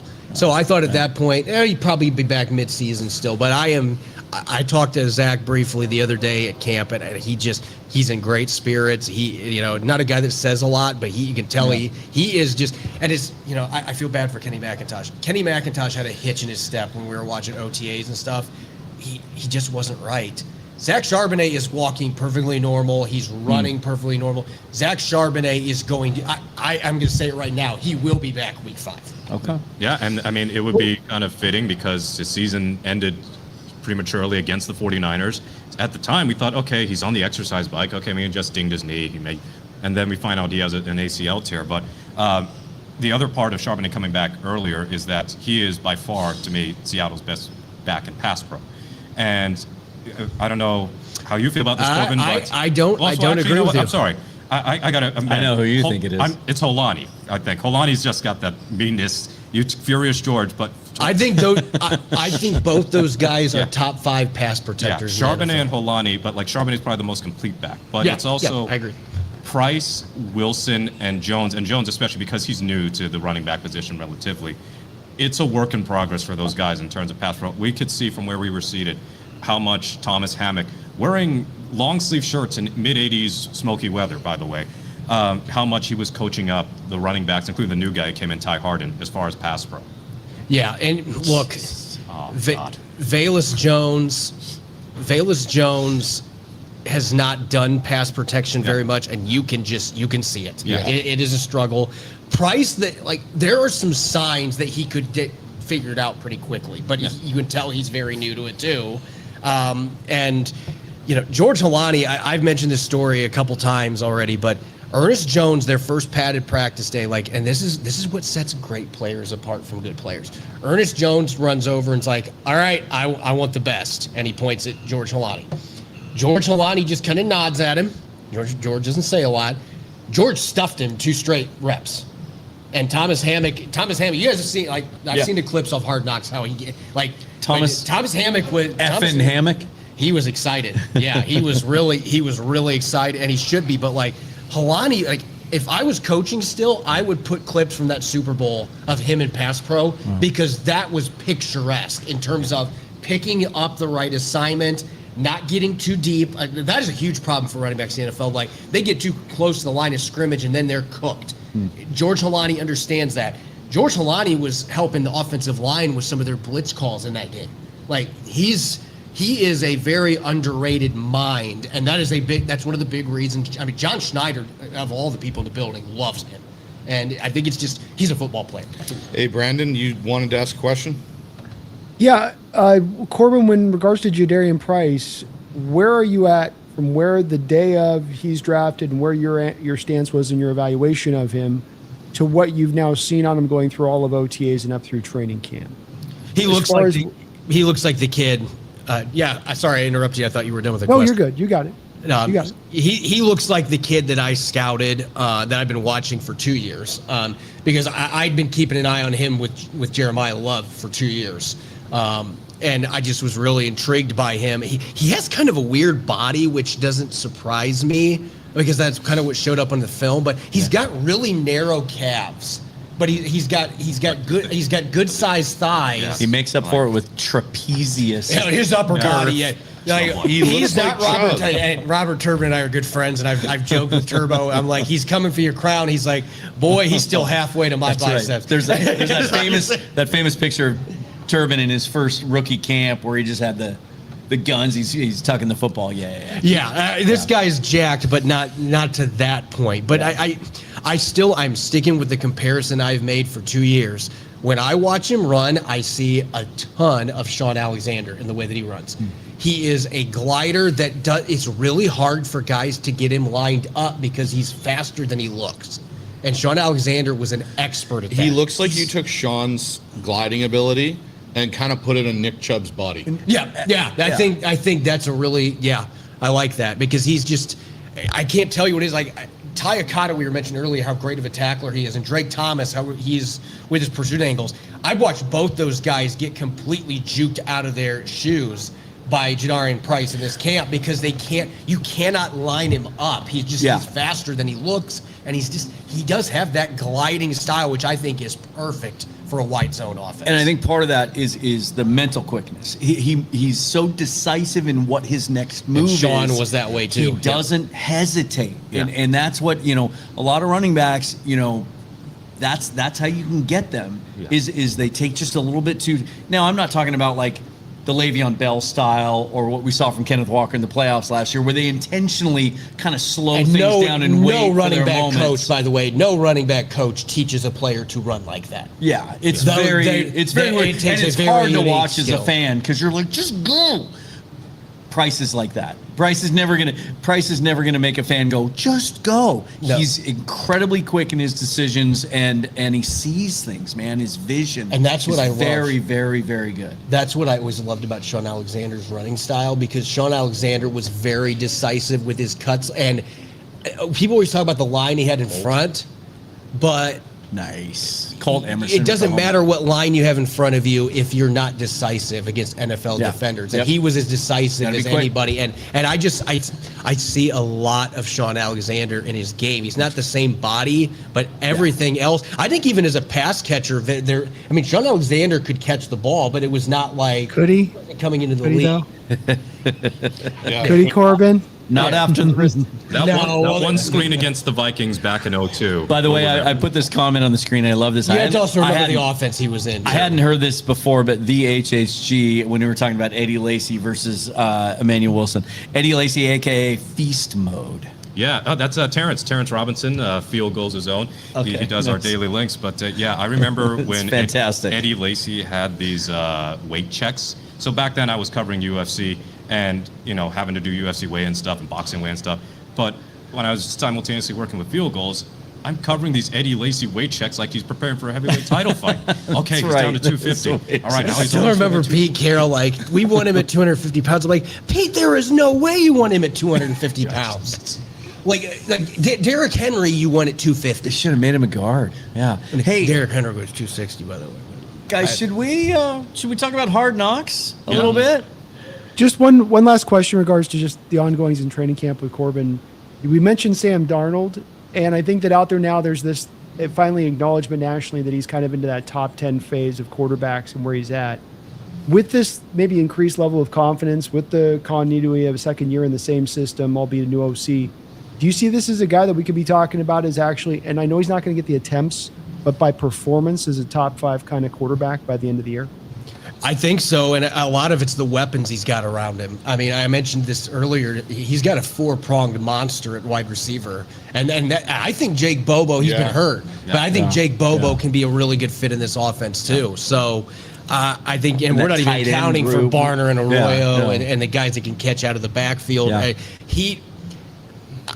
think that Sam Darnold can be in the running for MVP when this is all said. I said that. I said that. I think it's going to depend on how efficient he is with the gaudy stats. So what I mean by that is, like the year that Lamar won the MVP in 2023, he didn't have great passing stats in terms of the high volume of touchdown passes or anything, but he also had the rushing yards to go with it. With Sam, are they going to pass more? And if they are going to pass more, is that going to lead to more touchdowns? Like if he has like a 20th in attempts and he has 32-ish, 34 touchdown passes, let's say 8 or 9 interceptions, and the Seahawks are right up there for the 1 seed, absolutely could be in MVP conversation. Anything less than that, And I think he completes close to 70% of passes in this So offense. it's funny because I saw today in comparison to last year, and this is where I've gone with this with the offense. I think the offense will be actually more balanced this year. It won't. That's the big thing I think Fleury's going to bring from Shanahan is the balance and the expanded drop back game, which I don't think we had last And maybe year. when the bullets start flying in the regular season, regular games, it changes. But I've seen the last 2 days, we saw it a lot today. He's not hyper focused on JSN as much as we saw him during the regular season last year. We could see a situation this year. Maybe Jax doesn't catch 100 balls this year. Maybe it's in the 90s. Maybe it's 1,300 yards, but maybe he has 10 or 12 scores instead, and he's more efficient in that area because I do feel like the ball is going to be spread around more. Yeah, I was about to mention what we noticed, and Brandon, you'll be interested in hearing this because of just past Syndicate episodes we've had. We saw a lot of work on shotgun straight drop back passing. Not a lot of the under center play action. Sam said on Hard Knocks, I love under center 7-step drops. Well, we didn't see a ton of that today. We saw quite a bit of emphasis on getting the drop back passing game working more effectively because last year they were by far the best team by DVOA in play action passing. They had the biggest disparity in DVOA in the entire league when it came to play action versus straight drop back. Now, they weren't bad in straight drop back. It's just that was an area where I think they fell short at times when the play action game either wasn't used enough, like in the first game against the 49ers or in a little bit of the Vikings game. But there is still room for improvement there, and I think they can have that in part because of that that full offseason with Shaheed. With Torrey Horton coming back. Go ahead. I was just going to say, I thought you were wrapping up. Sorry. Before we get to the Hard Knocks conversation, question here from Scott. Dark horse candidates on offense and defense. So he asked this a while ago, but I'm going to frame it this way because we've talked about a lot of guys. Who's somebody on offense or defense that we haven't mentioned yet that one of you might think has a chance to make the roster, maybe we haven't given enough attention to? I think someone that might have a bigger role this year and be a little bit more impactful than he was last year is Nick Callerup. I think he's going to be interesting in that in what Brian Fleury wants to do with those tight ends. I think you're going to see a bit more of an expanded role for Callerup just because, again, he's a bit of a different body in that group because he's got the height of Arroyo, can move a bit, but even today he showed some soft hands, but he's one heck of a blocker. I'm such a Nick Van Etten fan and was so happy when they made that signing, and I thought he looked every bit the player the last couple of days I've seen him that he was when we traded him away 7 years ago or whatever it was. I think it's tough for Callerup to make this roster. We even talked about when you and I were standing together, like he's not as fluid as those other guys in that tight end room. No, but I think out of that group, he's probably one of your best blockers. Sure. And if we don't know what's going on, why he made the roster. And I think if we don't know what's going on with Robbie Oots, Yep, that's a really good point. Yeah. Brady Russell's good, but He's Callerup's built the most like Oots. He's built the most like a guy that can handle some cornbread. Yeah. Big guy. and he's nasty. When you watch him out there as a blocker, like he is, I'm going to take you with my lunch pail and you're going to go 5 yards that way, and it's going to be against your will that you're going that way, and I'll take you that way. Brandon, is there anybody that we haven't talked about that you really like or are still just really most interested to see when the bullets start flying in the preseason games? I mean, it's. I think we've kind of mainly covered the people that I would be interested in on this. Obviously, you wonder about Torrey Horton a little bit and whether or not they're going to find a way to get him in there. I think Elijah Arroyo is the guy that you guys didn't cover a lot with it on it as far as the whether or not you can kind of confirm this guy's really going to take a part in this, because I thought last year, Corbin, the team didn't have as much a plan for how to use him. Mm-hmm. You know, it wasn't just a lack of you weren't getting him targets. It's that you could see there was nothing being built in throughout the week for a guy that was a second round pick who's supposed to be this mismatch weapon, and you can use him as an X, and you could use him over here, and you can use him over there. Is this going to come into bloom with this guy? You're saying he's running with threes a little bit, so I'm a little worried there on that. I wouldn't be, because you mentioned it earlier with the depth that they've got, and I think I think they are making a conscious effort to get Jalen Milroe some opportunities to play with some guys that are going to be on the roster. Give him some opportunities to do that, because Arroyo has caught a bunch of passes from Darnold too. So let's not throw that out there like, oh, he's just catching passes from Jalen Milroe. Like I said this late last week, and now I 100% believe it. I don't think there is a player that is a bigger winner from Brian Fleury coming in than Elijah Arroyo. I see a coach. I actually asked him about this. Arroyo, he is a really soft-spoken guy. Doesn't say a lot, but I asked him, does it feel like lately you have an offensive coordinator that was a tight end coach? And he just smiled like, yeah, it kind of does. And he's getting a lot of action down the seam, which he should be. Like, I think it's malpractice not getting him the ball that way. Yes. There was a play last week, and I've talked about Michael Dansby, how great he's been. Michael Dansby was in good position, and he had Max and Hook in good position behind him. It did not matter because Jalen Milroe lofted it up, and guess what? Yeah. This guy is way bigger than everybody else. He can jump like a receiver. Those two guys had absolutely no chance to stop that pass. And today, the one thing I noticed, Arroyo looks better as a run blocker this year. It looks like he's actually taken that to heart of, hey, that was something I wasn't great at. Like, I'm not saying he's anywhere near A.J. Barner, but he's not whiffing as much, and he's not getting blown back. At least today he wasn't. Be interested to see what he's looking like with pads on. He wants to be an all-around tight end. Yeah. He's made that very clear, and he looks like he's added about 5 pounds of muscle to me, too. I've been waiting to hear tight end seam since we had Jimmy Graham, and they never used him the right way. Like Brian Fleury, and maybe even to a fault. Brian Fleury is gonna get the ball to tight ends. He is going to get those guys involved. AJ Barner's going to put us, and that's another reason I think JSN could have a very, very good season, but isn't anywhere near last year because there's one football to go around, and they are going to run the ball. Yeah. So at some point, if all these other guys are going to catch more passes, JSN's not going to keep catching what he did last year. So, Brandon, this is where I really want to bring you in. We miss you, buddy. First of all, wish you were here. Miss you guys too. I'm not a big Pink Floyd fan, but wish you were here. You know what I mean? Tell me about Hard Knocks. What was your overriding first impression watching episode 1? We've been waiting for the Seahawks to be on Hard Knocks for a long time. The rules used to make it pretty easy for them to say no or not even be eligible. Pete never wanted to be a part of it. It seems like they're embracing the situation. What was your first big overarching impression of episode 1?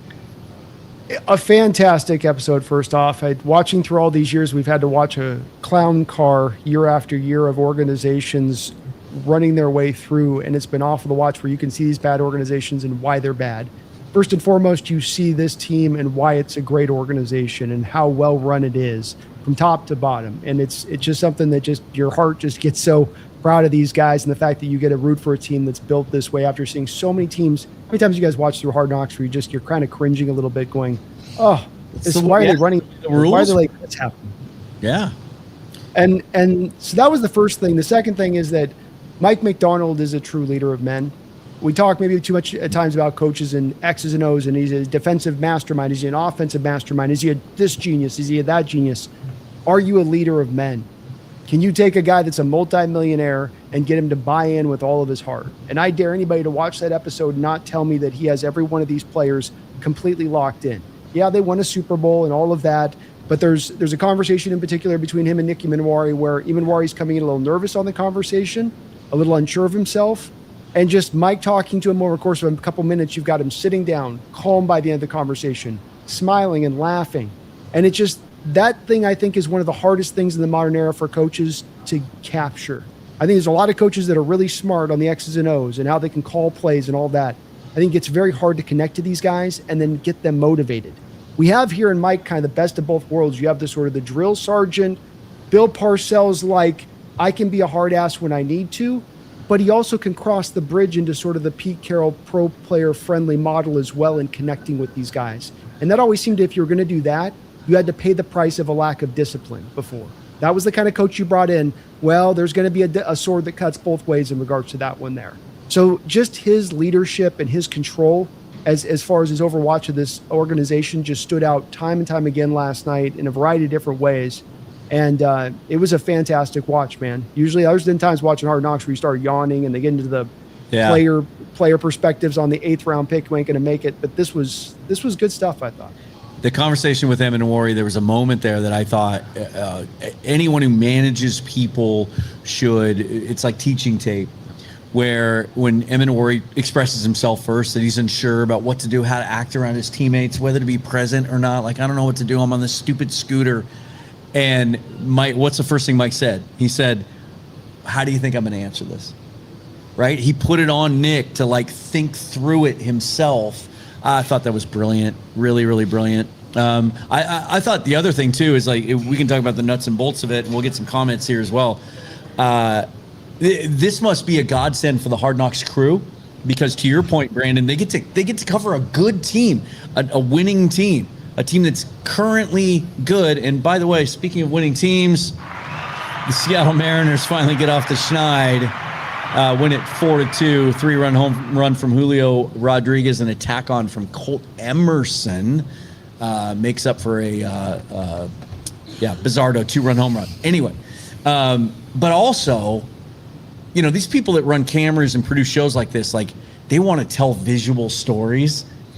And the VMAX setting was a character in the show yesterday. I thought they did a beautiful job of showing just the grace and the beauty of that whole setting.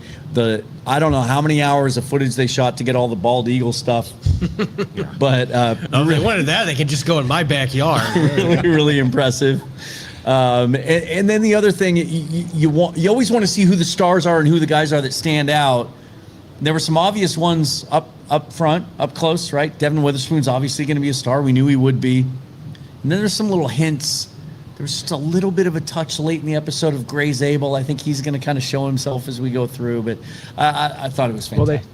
Well, they also had a segment making Jadarian Price look like the next iteration of Jim Brown, which you'll like, Corbin. So there's a cut up in there about montages are powerful, man. It was like a montage of him just busting off 50-yard runs in practice. Yeah, the way they shoot it with those really high def cameras up tight. Is it a Rocky IV caliber montage? Because and they're interspersing it, Corbin, with like going to Witherspoon, like, that guy's nice. He's nice. And then over to Byron Murphy, and Murphy's like, he had me in the hole, and he had me spinning this way. And then I was like, woo, that guy's good.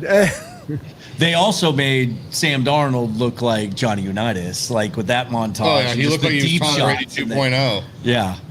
The one guy that I thought stood out to me out of this after having watched it, and I think one thing that fans need to appreciate about this when we talk about contracts and we talk about players that are on this, Cooper Kupp is such an invaluable resource to Mike McDonald, to this leadership group, to this team. There's a scene in there where he's sitting with, it's him and Mike.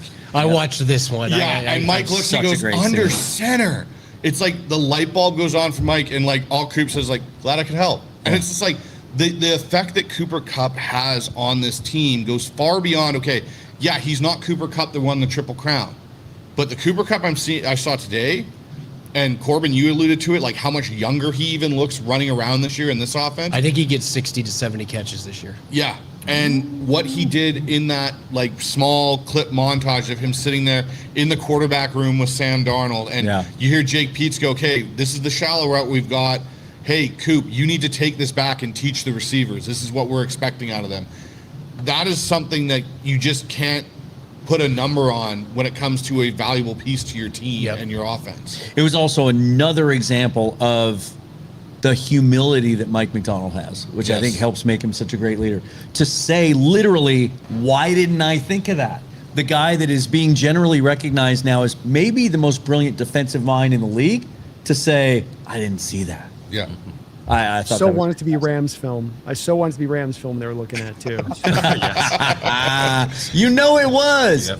It wasn't Cleveland Browns film. No, unless it's a what not to do instructional for quarterback play. And then you talk about guys that are going to be stars of this show.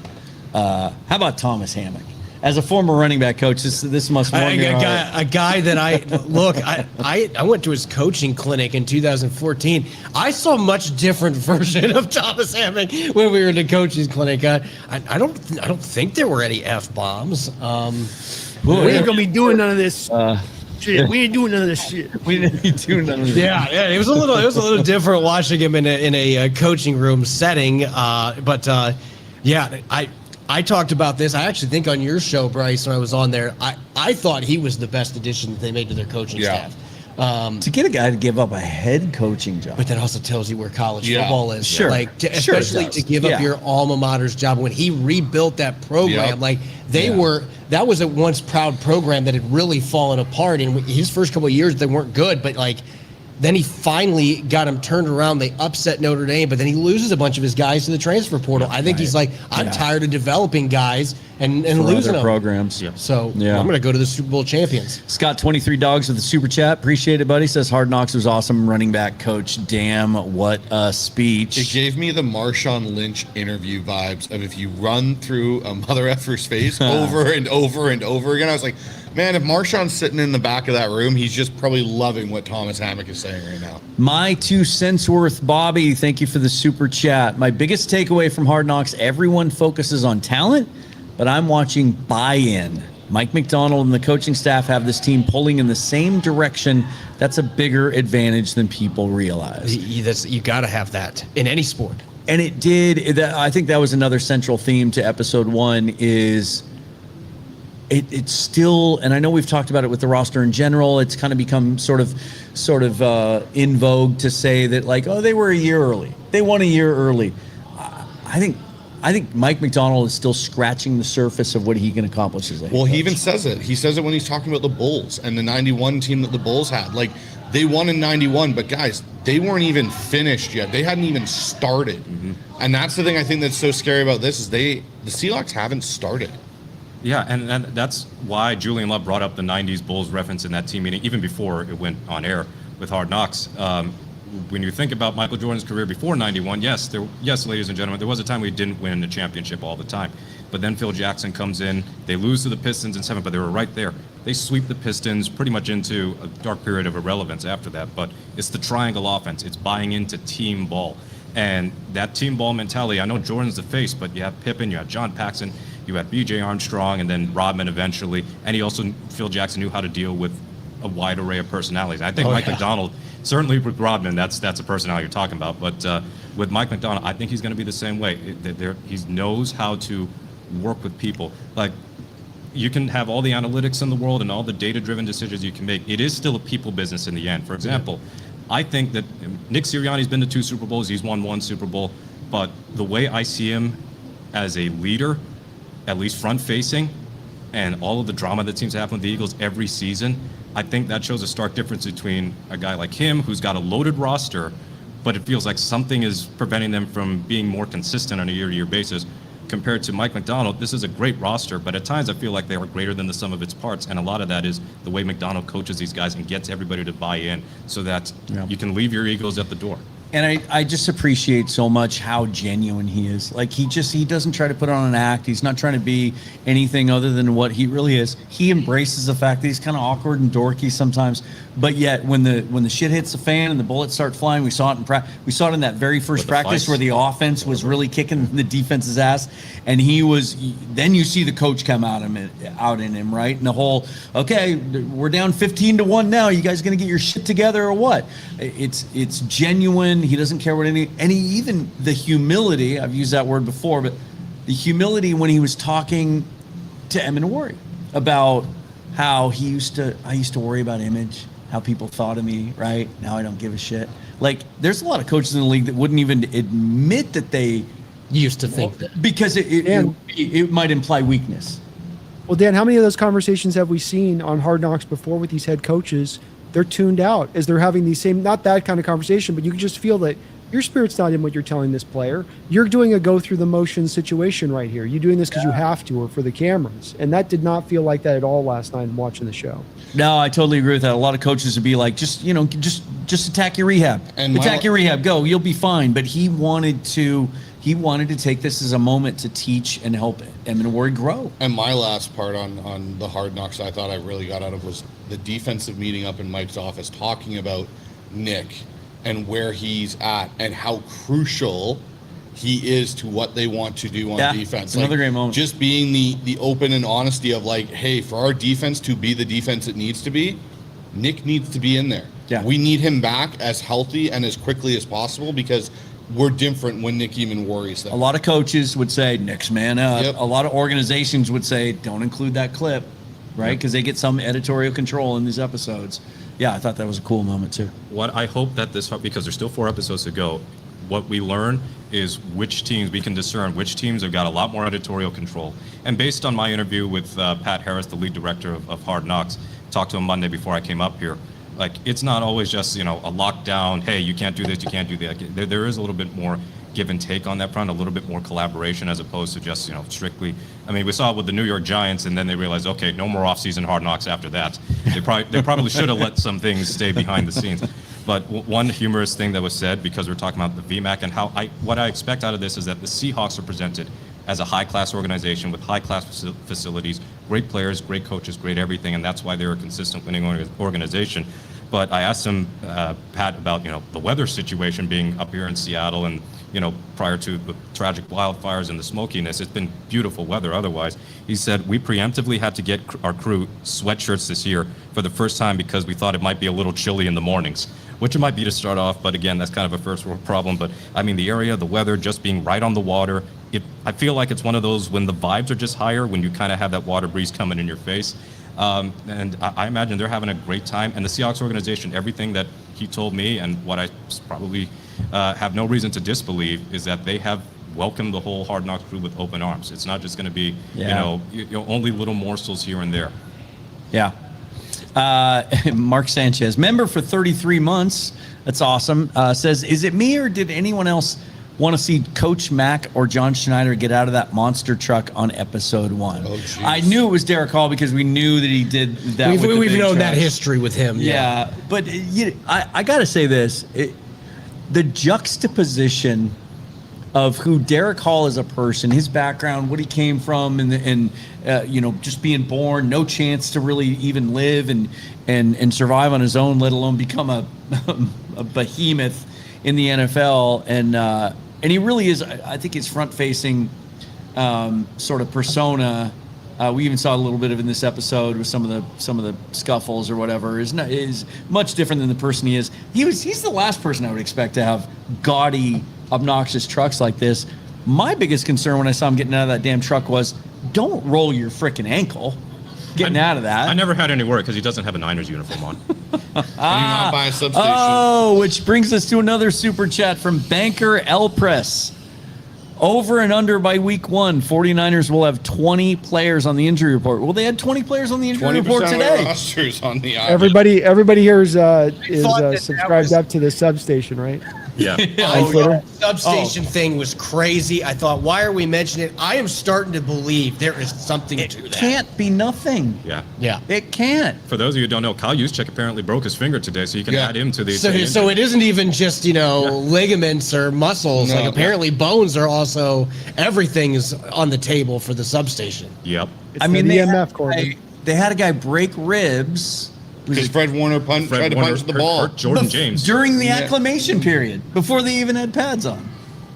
You're We're breaking. all turning into Mr. Glass from that movie with Bruce Willis and Samuel L. Jackson. Feed me OG Hawks Nest member with the $2 super chat says, heard Torrey is getting lots of reps on kick return. Is it true?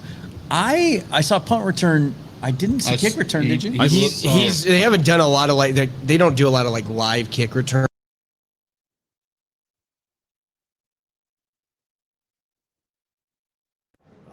I think I'm wondering if that ends up being with the way they go, and Rashid Shaheed doesn't do a lot of the kick returns this year. Yeah, how can he not, Corbin? Because he looked like he could have a Devin Hester potential impact combined with Harbaugh here on a full season, and that's part of why you paid him that, isn't it? Is to have him running that full time. I would do it, but I'm just saying that the team might look at that price and say we want him healthy for playing wide receiver. It could be a situation where it's selective, where you go, hey, we need a spark to an extent. We're gonna put Rashid back and give him a couple to get going, or you see something on film that week and you go, you know what? Yeah. Rashid's going to exploit this, so we're going to put him as our kick returner this week. And I was kind of hoping, especially after the shin injury, that Torrey Horton would just be out of the equation. Those shins are about this big around. I get really nervous anytime he's back to return a punt. But now he's got rods in both legs, or is it the same leg has two rods in it? That's or a good question. Is there a rod in each leg? He might have one in each leg. Because he might just be good to go now. Bionic Inspector Gadget. He's a Wolverine.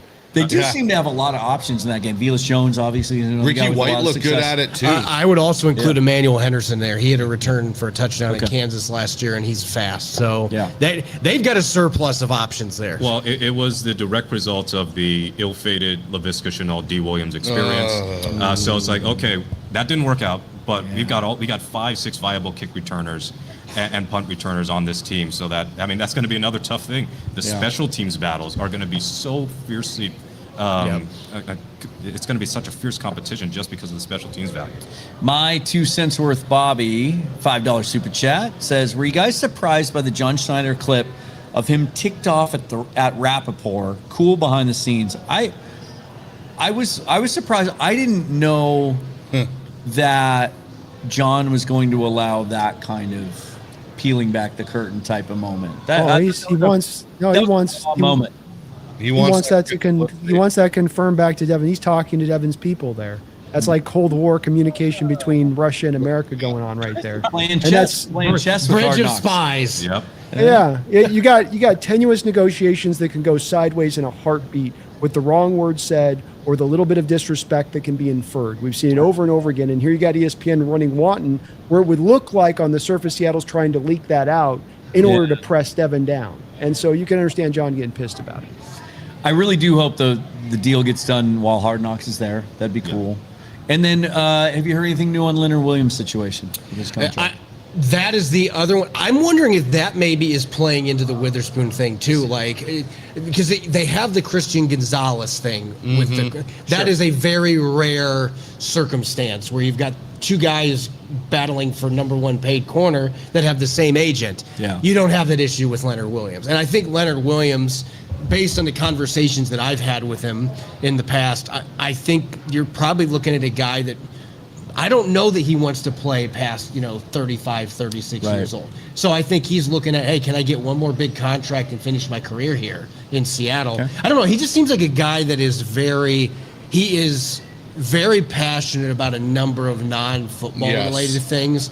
And I think he's now got a newborn child. I could see him being somebody that's like, especially if he wins another Super Bowl, like, hey, I'm good. I've done what I needed to do. I'm out. And not being that guy that plays till he's 38, 39 years old. He's got a lot more time for Magic the Gathering after, he's one of those guys. Sword fishing. He is you could say NFL's most interesting man. Yeah, he's Leonard Williams. Leonard Williams could be in the running for that, Percentage chance both deals get done before the end of training camp. 85%. There you go. Okay. I think the Williams one, especially with the way Williams, I just wonder if maybe that's playing into the Witherspoon thing, like, hey, we're going to end up, I would be shocked if they get Williams done, and then they're like, now we're going to turn and get the Witherspoon one finished up. Because one's more urgent than the other. One's on an expiring deal, and the other one's got his fifth year picked up. And again, you don't have, it's not like you have Leonard Williams and another defensive tackle with the same agent. Right. And Leonard Williams is not going to be the number one paid defensive tackle. That's going to be Byron Murphy very shortly, I think. Yeah. He's not getting, Jalen Carter money. I'm thinking more the Jordan Davis type of range of money that he could end up getting. Especially at this stage of his, and I think he'd be fine with that. Yeah. 28 and a half. Guys, we need to start winding down. Good friend Bryce Coutts and his lovely wife have to head back up north before they return on late Thursday night. I want to remind you that Friday night, we're going to do this again here from Fast Fashion Brewing, 1723 First Avenue South. We're calling it a town hall. We're going to have a microphone out there for you to ask questions for us. We're going to give some stuff away. I'm going to give away 2 tickets to the preseason Dallas Cowboys game. So remember that. And then, of course, if you're planning on coming to Football Fest here on Saturday, we're going to do a little live pregame show from about 2:30 to 3:30, maybe 4 o'clock. Final thoughts, guys. Brandon, I want to start with you. Again, man, I wish you could be here. We miss you. But final thoughts tonight before we go dark for a day. No practice. Well, there's a practice tomorrow. It's a walkthrough. No public is involved, so we won't be doing anything tomorrow. We'll be back with you Friday. But final thoughts, Brandon. It's not exactly very exciting, but it just sounds like everything has gone as boringly hopeful as we could want it to go so far through camp. A lack of major injuries, second-year guys stepping up, cohesion and continuity from previous guys coming into this year that were kind of first-year guys last year looking better and more stable. It just looks like everything's good, and that doesn't give us always a lot of exciting, salacious things to talk about, but it is a great thing for us going out there and being able to repeat again. And then I want to finish with you because I have a specific question. But guys, final thoughts?